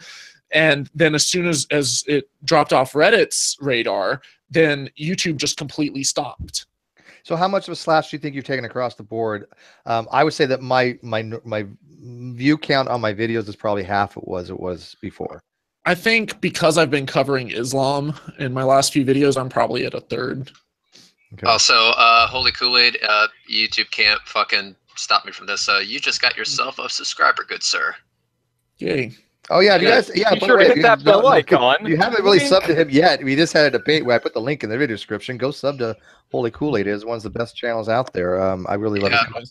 I'm actually pretty sad I didn't find this channel sooner, because I'm looking at some of the content on here. I'm like, holy shit, this is gold. Yeah, I gotta admit, we have our disagreements. Don't get me wrong, but I mean, I have the utmost respect for Thomas. I love his content. I think that he does wonderful work. I'm subscribing to you too as well. Even though Ocean, on the other hand, not so much. I'm already somebody, but let me just double check. Now, Holy Koolaid can make a bunch of videos about how neo-paganism is all bullshit. Yeah, that might be. I'll come after him. Ocean. I'll fucking come after him. Yeah. Ocean will cut a bitch. Because you got to remember, because I'm in the atheist, agnostic, skeptic community, but because I don't self-identify as an atheist community for reasons, I'm not considered one of the gang, so I don't get promoted in the atheist community as much, which is fine, even though we kind of agree across the board on everything that we principle-wise we talk about, right? Well, that's because you're a shit disturber. No, guys, I got a recommendation here. Guys, I got a recommendation. Everyone should probably go check out this guy. His name's Steve McRae. You should check out his channel and subscribe to it if you haven't already. I know Steve Shives. Is he like Steve Shives? No, fuck off. I'm actually banned now. Fuck you. Dear God. That's a good way to get banned, Thomas. Oh wait, that would be Steve-like. Steve, that might be the problem. I've heard of this guy. There's too many Steves in the atheist community. Is that what it is? Oh, God. Yeah, way too many. Plus, whenever I look up your name, I always get this ballet dancer. Okay, go ahead, Barney. You were stepped on there. I heard of this guy that Pew was talking about, but I've heard that he's really, really dishonest. Yeah, exactly. Yeah. I'm like the worst. He's dishonest. He doesn't understand evolution. He's very mean to poor innocent true empiricism. And he's on a quest to make everybody accept his definition of atheist. Who is he? I don't know. Some atheist douchebag. I'm not sure. Yeah. Also, bearded fucker. Pew, I also want to hear your reaction. If you check out your phone, I just texted you a picture of my setup. Rate my setup, bitch. Oh God, this is gonna be bad, isn't it? Yes. Oh come on, you guys at least got a screen. Quick, trolls! If you're there, I'm vulnerable. My guard has been let down. Likes in this video. We have trolls actually liking the video. I wonder. This video's only got 150 likes. That's weird. Oh no, that's not you. That's the cute girl. Anyway, moving on. We have a cute girl in here. Fuck off, Steve. What are you talking about? There we go. Okay, I see the headphones. That's atrocious. Yes. That's depressing as fuck. Oh my! So why are you in a shitty mic, Reds? Because I'm in the process of moving, and yeah, everything is in storage right now. So I got to make do with what I got, and what I got was literally. Where are you moving to? Hopefully another fucking house. No, I thought he's moving to Florida. He's wanted to be there for so long. He's gonna move in with Dranism under the bridge. Oh, sharing the rent. Not the person he had in mind to move in with. Actually, the cat's out of the bag now. Okay, I'm moving in with Pew. So let's kind of change the subject here a little bit real quick before I kind of forget. Recently, as you guys may know, there's been a couple of members of the GDC in the news. Matter of fact, we've had 3 people in the news before. We've had Jack Angstrike, unfortunately, not for a good reason, because he got mugged in New York City. Remember that? That made the news. We've had Paul Gia make the news because of his wonderful interview that he gave at the. It was at the Creationist Museum. Is that the Ark Encounter, right, Thomas? If I'm not mistaken. Well, if you can call AIG news. Well, no, the national news mixed it up. Was it not CNN, but CTV. CTV picked it up. So was it Ark Encounter? I think it was the Creation Museum near the Ark Encounter, wasn't it?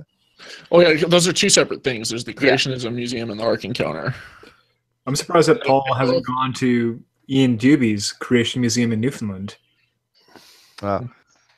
Okay, and of course, this last time was obviously with Godless. A lot of people have been chastising like me posting it on the GDC about her making the news. Oh, I think it's great. Yeah, well, and here's my argument for that. I don't know what's happened. Can I know what happened with it? I have no clue. Can I explain it? You can explain it, but let me explain why I posted on there real quick. Because look at, if we start posting things that only we agree with or we disagree with or whatever, what's the point? I mean, we're the great debate community. We have a right to debate whether what she did was right, wrong, and discuss it, right? I mean, I'm not fostering her trolling of it, of course, unintentionally of it. Not fall under no politics. That's not politics. That's nothing to do with politics. How exactly is that not politics? How is the issue of food stamps not politically charged? Exactly. It's politically charged, sure, but it's not politics. Before we get into this, let me explain this. Please let me understand what's going on. Explain this shit. So what happened? Make sure that you mansplain it. All right, I'm going to mansplain. Translate it to us. I have a penis, and therefore I will be able to explain this. Now, what happened is, Godless Girl goes. Are you manspreading? Yes, at the moment. Make it quick. No, Nephilim Free just went live, and I would all want to go hang out. That I need to just anyway, lay it out. So, Godless Girl goes to a grocery store, and Josh is following her with the camera, and it shows her purchasing a live lobster, and then frozen lobster. It was live at the time, and then it was like killed. She or says like that. It's live on the package. And then a package it says frozen, right? It's like previously frozen or whatever. But anyway, regardless, she buys lobster with her fucking EBT card, and she takes it home. Responsible. She's like, I make money on disability. I'm unemployed, and I'm gonna go. And people working minimum wage are paying taxes so that I can go get a fucking lobster. And she's sitting there. She's just like trashing this out. Like she's just like, oh my god, I'm here getting a fucking lobster. I don't give a fuck. I've been doing this on EBT. Now, hang on, you got to explain a little bit better than that. You mansplained it too much. She's the welfare queen because she drives like an Audi or something. She's wears got $10,000 keychain. Yeah, her clothes. Right. Like, yeah. $100 $300 purse. Right. But then she shows off her phone. She's like, the government gave. I've got this is my phone. The government gave me a smartphone, so I've got 2 phones, and whatever. And then she goes, and now like everybody's working hard and paying their taxes so that I can take this lobster and feed it to my dog. And then she puts the plate on the floor, and the dog runs up to it and sniffs it. Okay, now here's my thing. I gotta troll mine, and she's trolling my life. It's a brilliant troll. I cannot. It's disgusting. Don't get me wrong. I'm not saying it is 100% the most amazing troll I've ever seen anybody in the great debate community. Right, but consistently a cunt. We can agree on that. Yeah, she's a fucking cunt. But that's what a troll does, right? And Pew, respect the craft. Respect the craft. What she did was pretty shitty. Don't get me wrong. I think it's really disgusting people do that. But for a person trolling, she also refers to the cashier as a minimum wage person. Yeah. But for a person who all they want to do is cause discord, and I asked her. I talked. Oh my god, that Freudian slip though. I talked to her today, and I said, what was the intent? Was it, and she straight up just to piss people off, and I'm like, okay, then she succeeded. Now here's my thing. Should I have her on here to talk about this? Because people are saying, no, Steve, don't. Yes. No. Yes. No. Let me finish. You can all weigh in. The argument pro and against, pro and con. Some people are saying that I'm feeding the troll, but then my argument against that is, look at, people troll all the time, and we still talk about it. Just because we happen to know her, shouldn't make that a difference.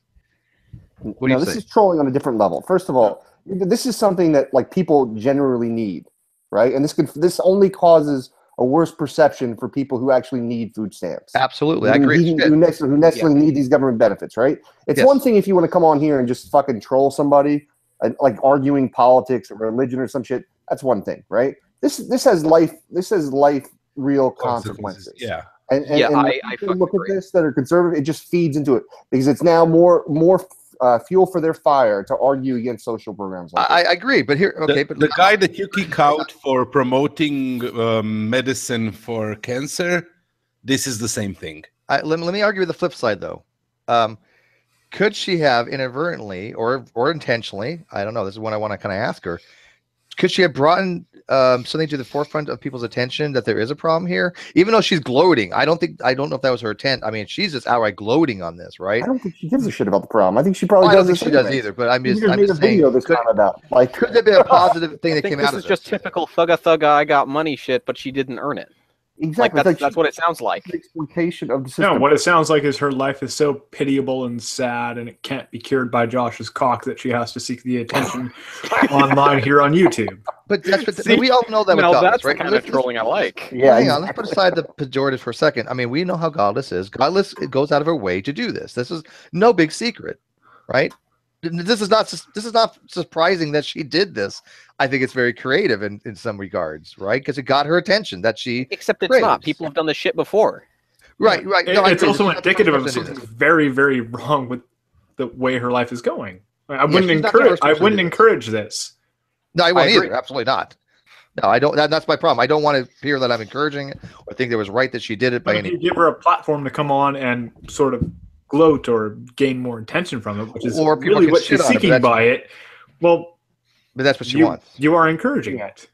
Yeah, all publicity is good publicity when it comes on the internet. It doesn't matter. I mean, this is how fucking G-Man makes a living. Not making a living, but this is why he's so popular, because idiocracy gets you popular. There is no way G-Man could make a living from YouTube because his videos would be demonetized instantly. Wait, it gets a little bit better. In the video, Godless Girl says that the reason why she has disability is because of depression, and then she suggests to the viewer, you feel a little too depressed to work full time, you should get on disability. God. Yeah, and that again disturbing because I do know people that are disabled in that regard. I know people that suffer from depression. My brother suffered from depression. I'm not saying that this is in any way a good thing, but what she's doing, like the video that she's made seems perfectly designed to be something that would be posted on like a Red State Update or some shit like that. Louder with Crowder, which it was.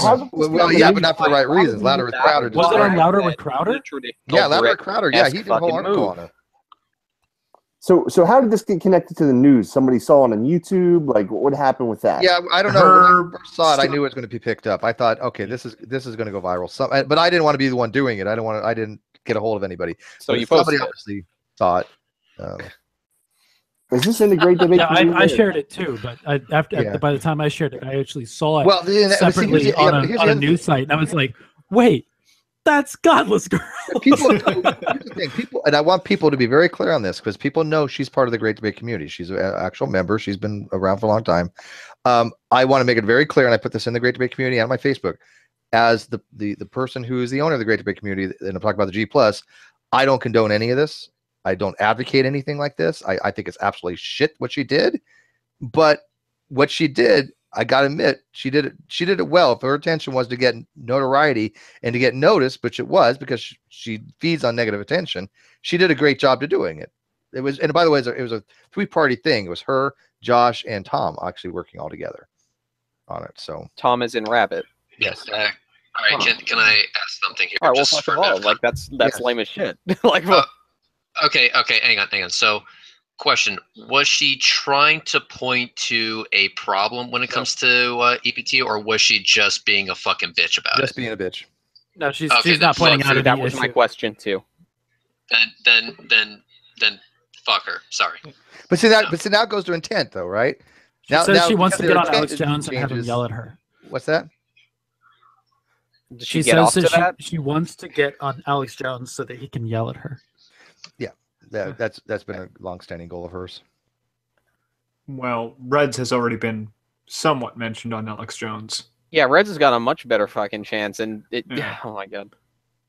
All they did was steal my fucking footage, those jackasses. Like, you really should have issued a copy strike. That was the Playing Turks. against them. You should have challenged that. Wait, in was my that Alex opinion. Jones or that the Young Turks?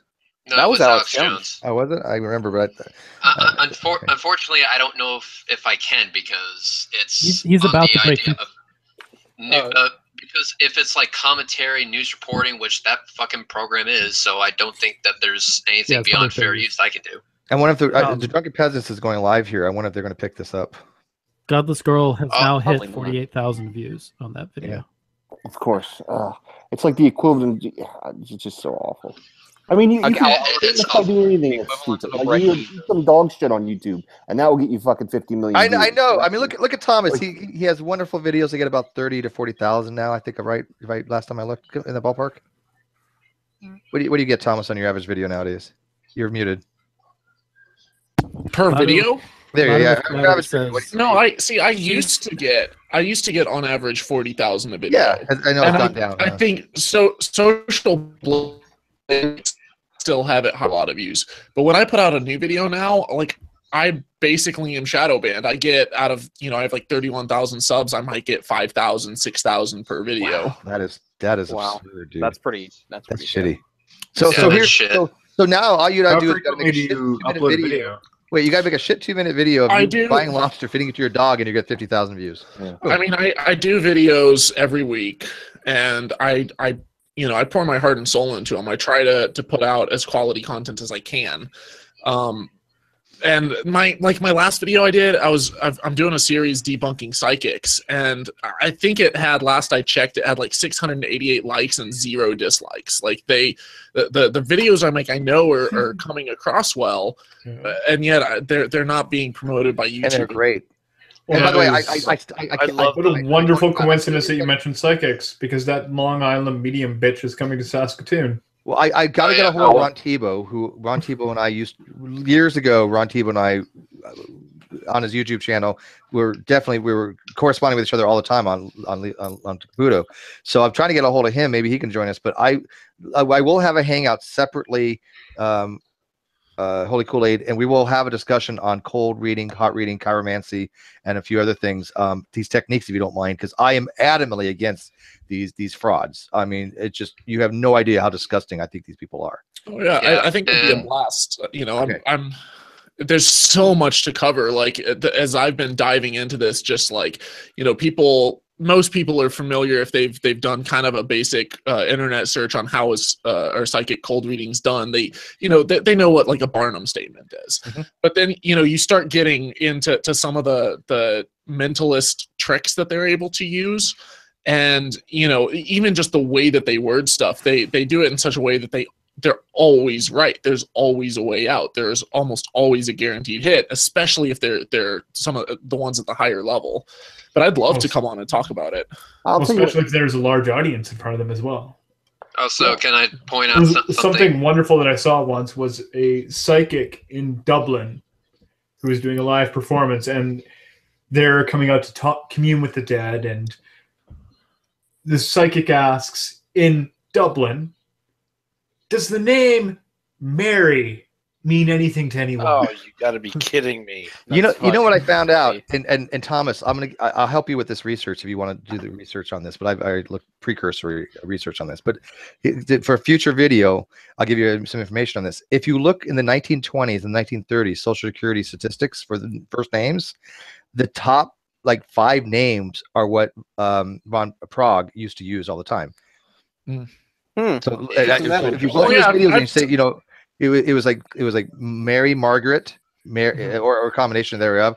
Every one of the names he was using was in the 1920s Social Security top names. Yeah, or one of the tricks that they do, and I cover this extensively in my videos, but like I took a list of the top names in the last 100 years according to the Social Security Administration. It's all public information, and about 20% of them start with J or G, like anything from like Jim, James, George, Joseph, John, and James is actually the most common name, not John. on that list.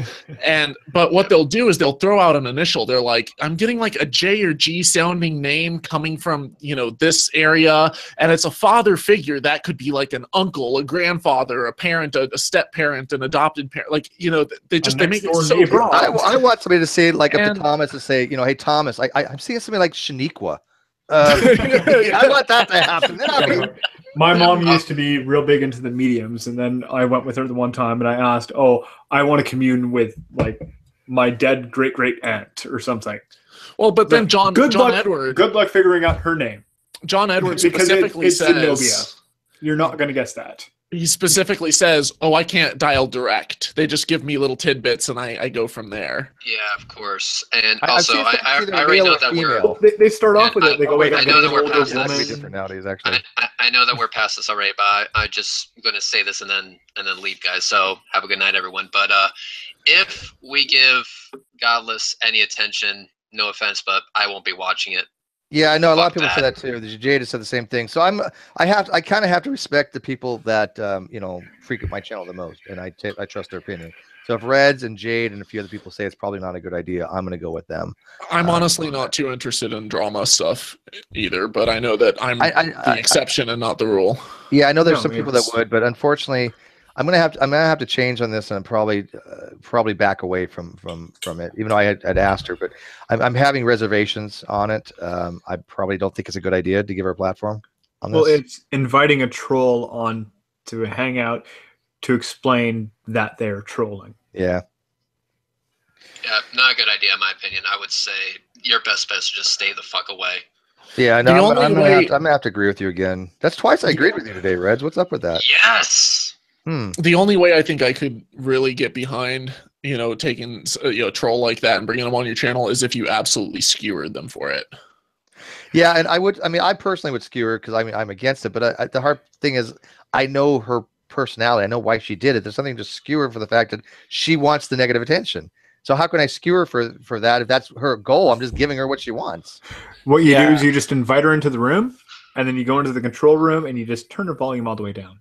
Oh, troll! That would be great. That would do that. Troll her back. I used to do that to Didi, where we'd invite him into a room, and then we would just turn his volume all the way down so that no one could hear him, and we would just sit there and tell him, "Oh, we can't hear you," and he'd think it was a problem on his end. So we'd keep rejoining and rejoining. Oh my god! Totally. That's fucking genius. But again, I do want to later, Reds. Yeah, I do want everybody to know. Even though she's part of the DDC, I don't want everybody to think that we're condoning her trolling. We don't. I mean, a normal troll is fine. I mean, what she did, with like Arn, I have problems with, but I don't condone shit like what they did with Matt Slick. That kind of shit I don't condone in any way, shape, or form. I don't condone hangout sniping, any of that shit. So I don't find those to be trollish. I think they're just outright wrong. But you got to remember, these people don't believe in morality at all. They don't care. They straight up say people can do what the fuck they want, kind of attitude. Well, they kind of then they can go ahead and do that. Jack says, and I think Jack is a moral relativist, not moral. I think they're kind of sociopaths in some ways, though. I mean, that's fine if they want to be assholes, but let them be assholes on their own time. Don't bring that shit onto your channel. I'm agree with you on that. All right, in that case, I'm going to go ahead and head out. Don't forget to donate to my GoFundMe. Peace out. I get a picture of somebody's ass. That's all I know. Midnight's going to come in after you leave. So, anyways, where do you guys want to go now? Midnight wanted to come in and say something. I know we're not going to keep this too much longer. I think we've gone obviously past the point of the discussion. But I do really want to get with Thomas on this whole cold reading stuff one of these days. I'm fascinated by that topic because I'm so against it. It's one of the things that started me on YouTube was explaining to people how a lot of these tricks are done. Hello. Hey, Midnight. Yeah. I don't know how to feel about this. I mean, on the other side, I've seen welfare queens, like her. There was this one girl, I think it was Monica Punk, the one with the pink hair. But I don't know. I mean, as somebody who's on with disability, it makes me look bad. If she was doing this to make a point, then I could see a little bit more merit to it, right? Yeah. So could I. But that wasn't the goal. But then it goes again into intent, right? But yeah. But you got to admit though. I mean, she had a goal to get notarized. Notoriety. Sorry. But she got the notoriety. Yeah, whatever. I mean, let her do what she wants. I don't want that kind of notoriety for the GDC. I don't want it for my channel. It's true. It's annoying. We accept that kind of stuff, at all. I was going to tell you what the Psychic Town thing. So down here in Florida, we actually have a whole town called Casadega that is dedicated to psychics. Like there's a training camp. Like it's literally a whole thing. It's about an hour from Orlando. And I've been there a couple times. It is really, really interesting. I actually did a video way before YouTube I'd made when I was doing like documentary filmmaking and stuff. I'd gotten some footage and interviewed a psychic down there. But it's a whole town where you can go get your psychic, you can get your fortune read. There's a school to enhance psychic abilities. Oh, let's go there. Dude, you guys would want to come down. We'll take a little field trip. I want to learn. You guys want to learn how to increase your psychic ability? Yeah, where is this? It's called Casadega. Casadega, Florida. So it's about an hour. It's between Orlando and Daytona Beach. But I've been there a couple times when I was younger. But it's really cool. I mean, they have there's a whole big cemetery there. Though, I went to a couple times there when I was young, and they'll let you record the conversation and things like that. It's really neat. What country was giving lessons of how to combat witchcraft? Just recently in the news. Oh, where is that? They were training their special forces how to combat witchcraft. Saudi Arabia? I mean, how much training you need? You get a pentacle out there, and you have some sage. We all know that. Why do I get the feeling like they're probably not in the top 25 lists of most modern advanced powerful I thought it was like Saudi Arabia or something like that. I think it is Saudi Arabia. Is it Saudi Arabia? I think it's Saudi Arabia. Well, I mean, it's kind of working for them. They're combating witchcraft and, casting spells, and the U.S. is coming along and giving them billions of dollars worth of weapons. So you know what? It's working for them. But I tell you what, I've been to Saudi Arabia. Opulence is a mild understatement. I mean, the city is made of gold, literally. So they're doing something right. So maybe they're doing some kind of evil eye shit. Built on slave labor. That's fair. And by the way, Gyler, of course it's in Volusia County. Oh yeah, I was going to say, you need me to go over there to do like a, you want me to post a video about it? I could. Rent a car for the day. We can meet up. We can have a meetup down there in Casadega. In Casadega, let's do it. It's not that far. I'm over here in St. Petersburg. So yeah. While we're on the topic of psychics, does anyone know of how I can go about or where I can get cursed? Mm-hmm. Like a witchcraft cursed, a gypsy curse, because what I want to do, I want to do. Damn you, Thomas! There you go. First of all, I already did. Why do you think you got YouTube demonetized?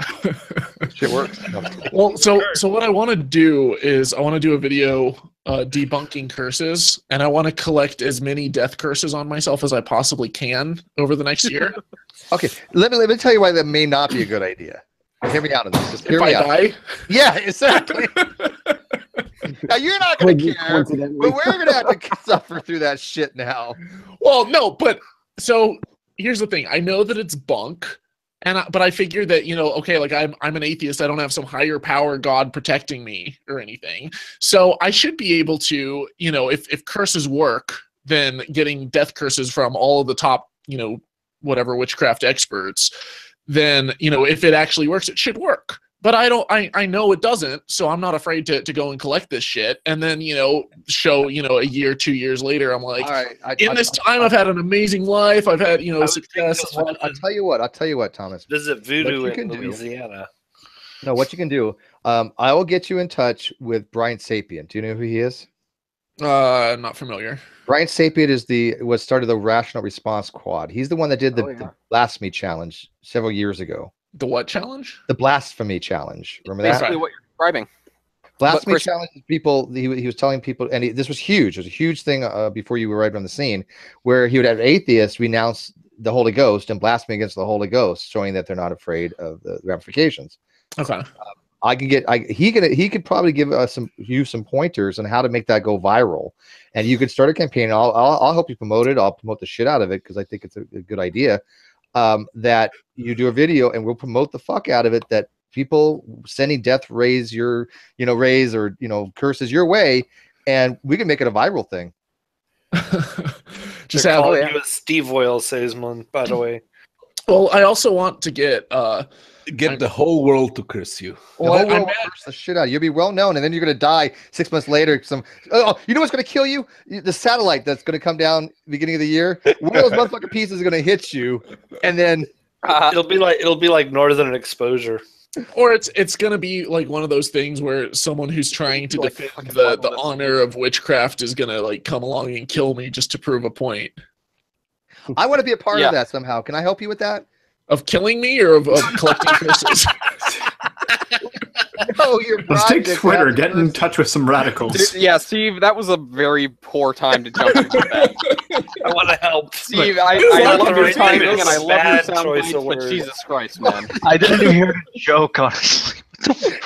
There might be some nut job that goes, hey, let me go shank him or something. But we have a person in the live chat who thinks this is a very evil idea. Bible person. The Bible is true. Says Steve McCrae, that's the most evil thing I've heard.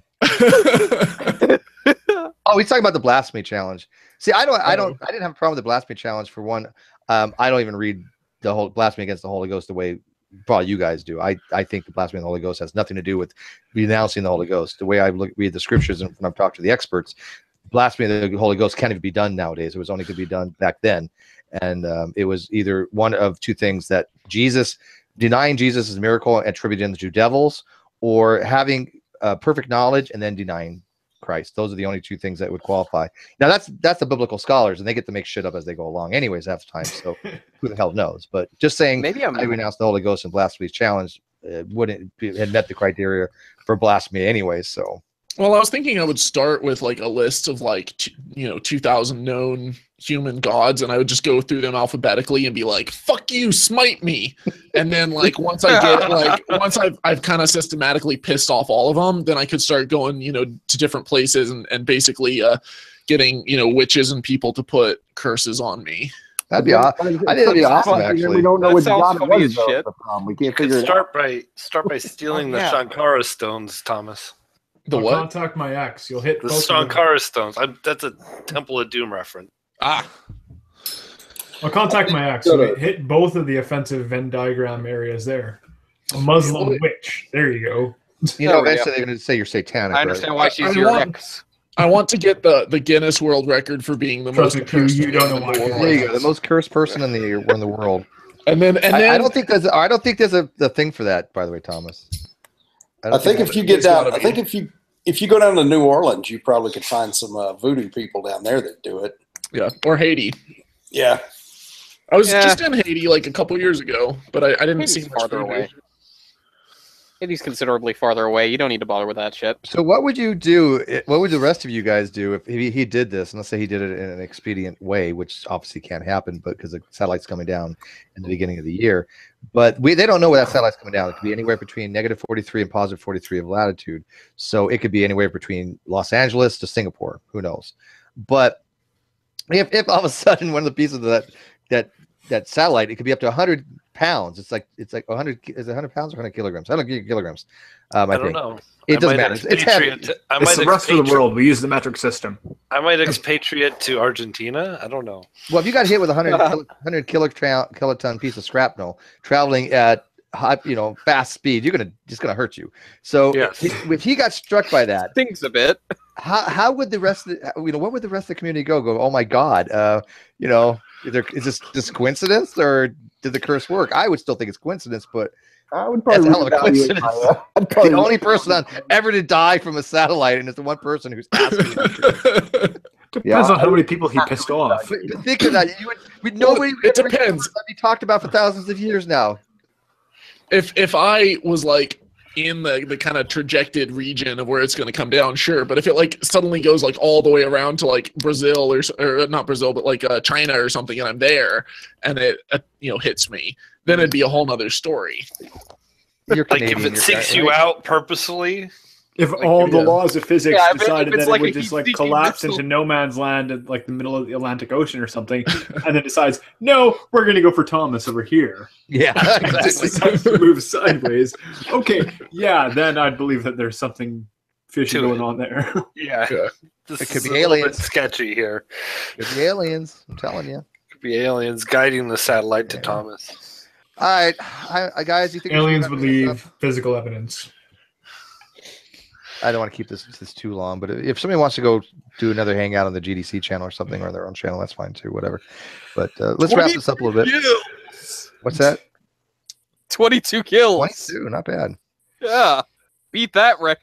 The Bible is true. Says these dubs. The Bible says if true is the Bible is true. Says if you guys want to test God, then you guys doom yourselves.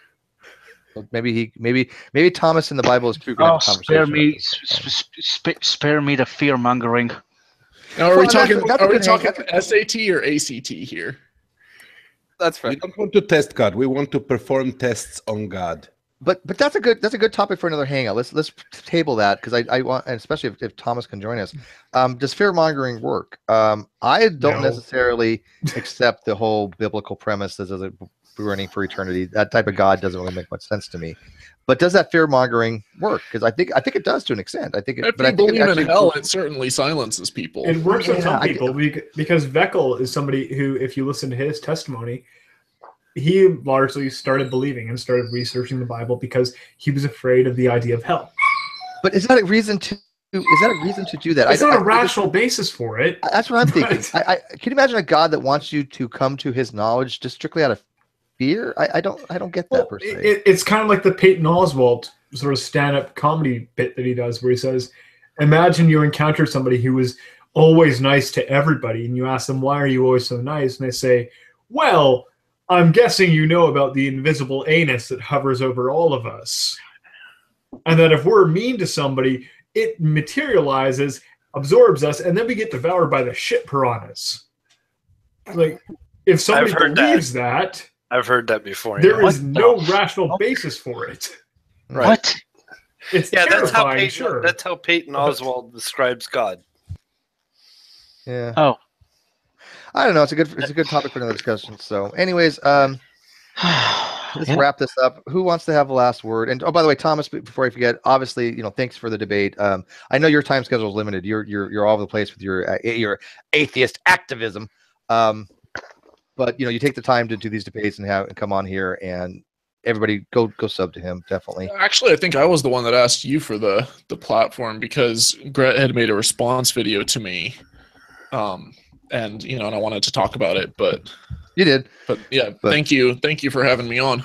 You attempted to talk about it. Yeah, but I mean that video already has like 500 views. I'm sure it'll get probably 20,000 views before it's done. Hey, I appreciate all you guys' feedback here in the after show. To help me kind of learn and grow and strengthen my positions and stuff. So, can I recommend off air when you have a chance? Get with Gyler, get with Nicola, and get with Ned especially, and Barney and probably Ozzy. Too. And Ozzy. Have an off air, and I'm telling you, I really think they can shore up a lot of your argumentation on this. It's actually rather funny because you just basically described minus like sock account, who's the ideal observer theorist of the community. I'm an ideal observer theorist too. Me and Sock actually agree on that. You're a moral anti-realist then. I'm a more anti-realist, moral universalist. What? I thought you were leaning more towards moral realism. No, well, see, that's the problem. The problem is, here's the freaking problem that drives me nuts. I like moral universalism and I like ideal observer theory, but does that ideal observer theory is intuitive? Moral universalism isn't inconsistent with moral realism. That's the thing. I don't think you have to be a moral realist or a more anti-realist to accept moral universalism, right? Moral universalism is consistent with both, and it's also consistent with non-cognitivist positions. I'm not a non-cognitivist. I know I am, but prescriptivism was a universalist view.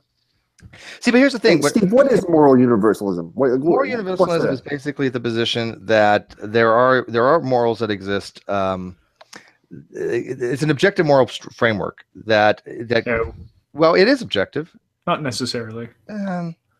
What's okay? Yes, It's not, I'm necessarily. trying to think the best way to Avoid describe that moral. word, Steve. I know. It's terrible because it includes objective. Excuse me, it includes ideal observer theory and includes divine command theory.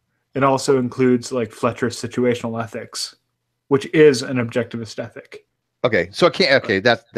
So I know there's something in there that's objective other than the divine command theory, but natural law, virtue ethics, virtue ethics. Yeah. Hmm. I'm gonna have to brush up on this again. It's been so long since I looked at this.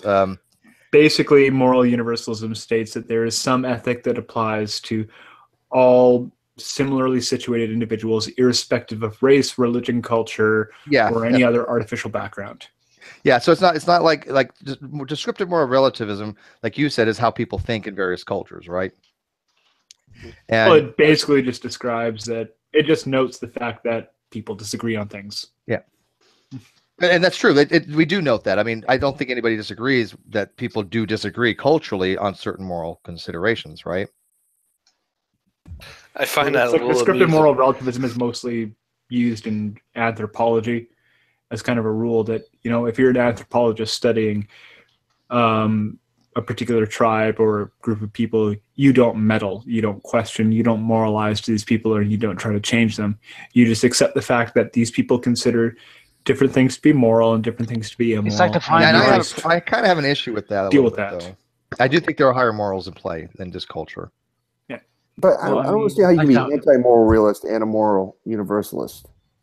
Well, it's just to say that there's some kind of ethic that applies to everyone. So the ideal observer theory would say that even though you ground the idea of what makes something right or wrong in a moral sense is dependent upon a hypothetical subject, somebody who is ideally rational, considers how something would affect everyone else, somebody who would have a general perspective, just the ideal person to consider these kinds of issues, and whether or not they would have approbation or disapprobation for a particular act in a particular circumstance. Yeah, it's a universal ethic that applies ubiquitously. You could use that as a metric for all persons under all normal circumstances, not extreme circumstances like Sophie's Choice or something. Well, remember I'd asked you this before, something along the lines of a condition which would be a universal ethic that's applicable to all humans. And something along you asked the me for an absolute. Well, I don't want to use the word absolute because then it's just getting into other problems, right? I can bring that up. You asked me for an absolute because you were asking me specifically, am I aware of any other moral absolutes apart from something that would be a Kantian categorical imperative? Right. Yeah. And there are several. Like there's Kantian categorical imperatives could be categorized as what's called higher absolutism. But there's some general rule that cannot be violated. And there are other kinds of absolutism that you could have. You could have lower absolutism, which is the more like biblical kind of ideas of absolute principles, like don't kill, don't steal, and that's binding across all circumstances. Yeah, but it would be a position that's not a relativism position or an absolute position. Moral universalism is not a relativism position, right? Because I do accept things. It can be relative, but it's not moral relativism. Well, it can be relative, but the important thing is relative to what? So as long as it's not relative to the emotions of a particular subject, you're not really encountering much of an issue. But see how complicated these things can get really quickly. The Because first question I think anybody should ask. You know what you should do, Nicola? Next time we have a hangout, the first question ever needs to be asked in this is first question. I think, are you a cognitivist or not? Yeah, and then go from there. And my answer is kind of. Yeah. you're in a ballpark under yourself. I'm a quasi-realist. I'm one of those. You're a quasi-cognitivist. Well, no, I'm a. It is categorized as a non-cognitivist position because, properly speaking, I really don't think that when we moralize and when we say, you know, that is wrong, we're not actually expressing a proposition.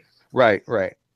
We can treat it as if it is a proposition, but it isn't really a proposition, which kind of sounds weird until you consider the fact that we've all been in serious relationships before, and we all know that we've been asked questions that weren't really questions. Yeah, no, I that's the whole point. Are these actual propositions? Are moral propositions actual propositions that can be assigned a truth value? But what we'll do is there's a flow chart that I've seen. I'll have to go find it, and it breaks it down. It says, look, if you're a cognitivist, if you're whatever, there's like 50 different thousand labels, but it breaks it down. Maybe we should like go through it and see where Xbox Fiend has that saved. It's a big flow chart. Yeah, but it's very confusing because again, these are not easy topics. Morality has always been my most difficult thing. That's why I ask you more than anybody. But Greg's back in chat. Oh, yes. Yeah. I've been talking to him. Yeah. But Ozzy's one of those nasty neo-Aristotelians. So. Yeah.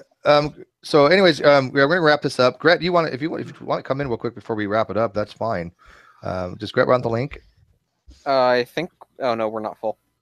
Because I mean, I gotta admit, I mean, I'm not gonna lie. I think Gret did pretty well.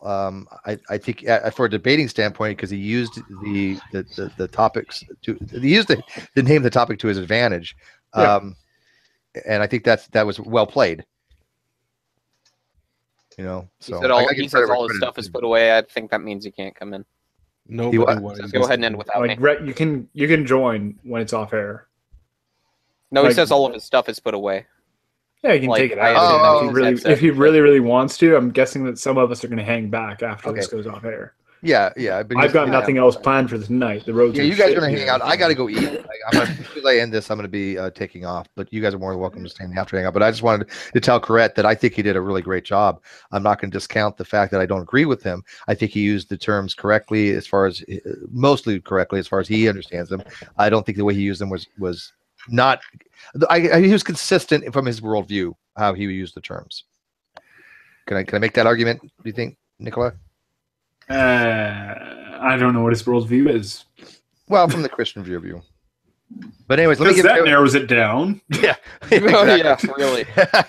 It's not like there's 40 different thousand sects or anything.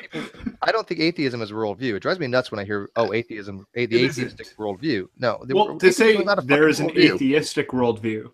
Okay, yeah, the atheistic maybe, but atheism is not a worldview. Atheistic is a qualifier to a particular worldview. But the atheist worldview doesn't make any sense. Doesn't make any freaking sense. I need to announce something here on stream, by the way. I have mods. Oh yeah, you gotta. Oh, yeah, I gotta get rid of my mods. Steve, why the fuck don't I have mods? I have mods, guys. I have mods on live chat. I have mods. Oh no, and I then have mods too. You want mods on live chat? You just never talk. It doesn't matter. I just don't have a scanner yet. It's like I can't compete with Pew and his troll sniping record, so there's no point in doing that. But that is a different topic for another hangout. I think even Thomas agrees. Doesn't it drive you nuts when people say atheism is a worldview? It's on one fucking belief. Yes, you view the world and see no God, so it's a worldview. I'm going to try to. What I really want to do is coax my cousin into joining one of these hangouts because he is an atheist, but he's also a monistic idealist. So he believes we exist in the mind of God? There is no physical world. Well, we exist somewhere. Usually a monistic idealist says we exist in the mind of something. Yeah, I really don't know what the fuck he believes. What the shit? Sounds like... Yeah, I don't know what that would mean. Oh my god, dude, you have to get him to debate Darwin's deity. I would love to. Oh, that would be so much fun. Couldn't. I was really tempted to like sick my ex on Darwin's deity the one time. Who's the mind that we're part of then? Well, it's not that we're a part of the mind, it's that we all collectively make the mind. Wait, so is that kind of like where the universe becoming? It's like it's almost like floating around inside of he flirts with panentheism and the universe becoming self-aware, nihilism or solipsism. So it's not like we're all housed inside of a Boltzmann brain floating around somewhere. That's kind of what it would be. That's actually a pretty accurate idea. That's exactly what it would be. If the universe itself was aware, it would be a Boltzmann brain by definition, would it not? No. No, not if we're the parts of, for example, the universe itself could be more of like a type of Gaia-like body, and we're the neurons of the. But the universe itself. But the entire universe wouldn't have to be just the brain. Oh, that's a good point. Yeah, that's a good point. It wouldn't have I don't hold to the theory, but I'm just Yeah, no, I mean, I always interpreted it as the universe would be the entire brain, but you're right. Theoretically, if you want to argue, the universe, part of it would be the brain, part of it would be the dick. Or the ass. We're the ass end of the universe. So I would not be we surprised. are the black hole. No, we're because the restaurant at the end of the universe. Yeah, I never thought about that's that. true, yeah. I guess you might be right. You could argue that. I don't know why you would, but I you have could. tried for like 5 years now to understand what the hell he believes. I don't even think he knows what he believes. All that he believes that I know of is that if we're both looking at a table, there isn't a table there when we both turn away. Oh, that's I hate that. I hate that. I fucking hate that. Yeah, see, what that means is a person believes that not only is reality real, not real. It's an idealism. It's like the ultimate form of idealism, right? It is the form that nothing exists absent perception. Yeah, if you don't perceive it, it doesn't exist. That's pure idealism. I have questioned him on it before because it's like, okay, what happens if I knock you unconscious? And it's like, well, you or someone else is continuing to observe me, and so I continue to exist. Okay, what if I knock you out, put you in a room, and now nobody's observing you? And he got spooked.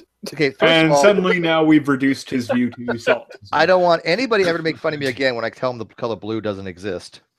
Because color blue doesn't exist. Doesn't exist. Yeah, I know it doesn't exist, but I got people still to this day arguing with me on this. But I'm convinced your perception of blue doesn't exist, but the wavelength on the it exists, but it doesn't exists. exist independent of any mind. Right.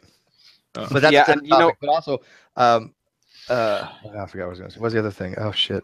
Which is where we delve into intersubjectivity. There we go. Yeah, I don't remember where I was going so with the that. the color blue doesn't exist, but blue will tell you to get cancer. Yeah. What happened with that? All right, so I'm going to take this off here. I always give a person at random the last word. So actually, Dave, I'm going to give you the last word today because you. Wow. What you got to say, Dave? Just remember, find people to curse you and test that theory. Actually, my last word is whether you believe it's objective or subjective, be good to each other.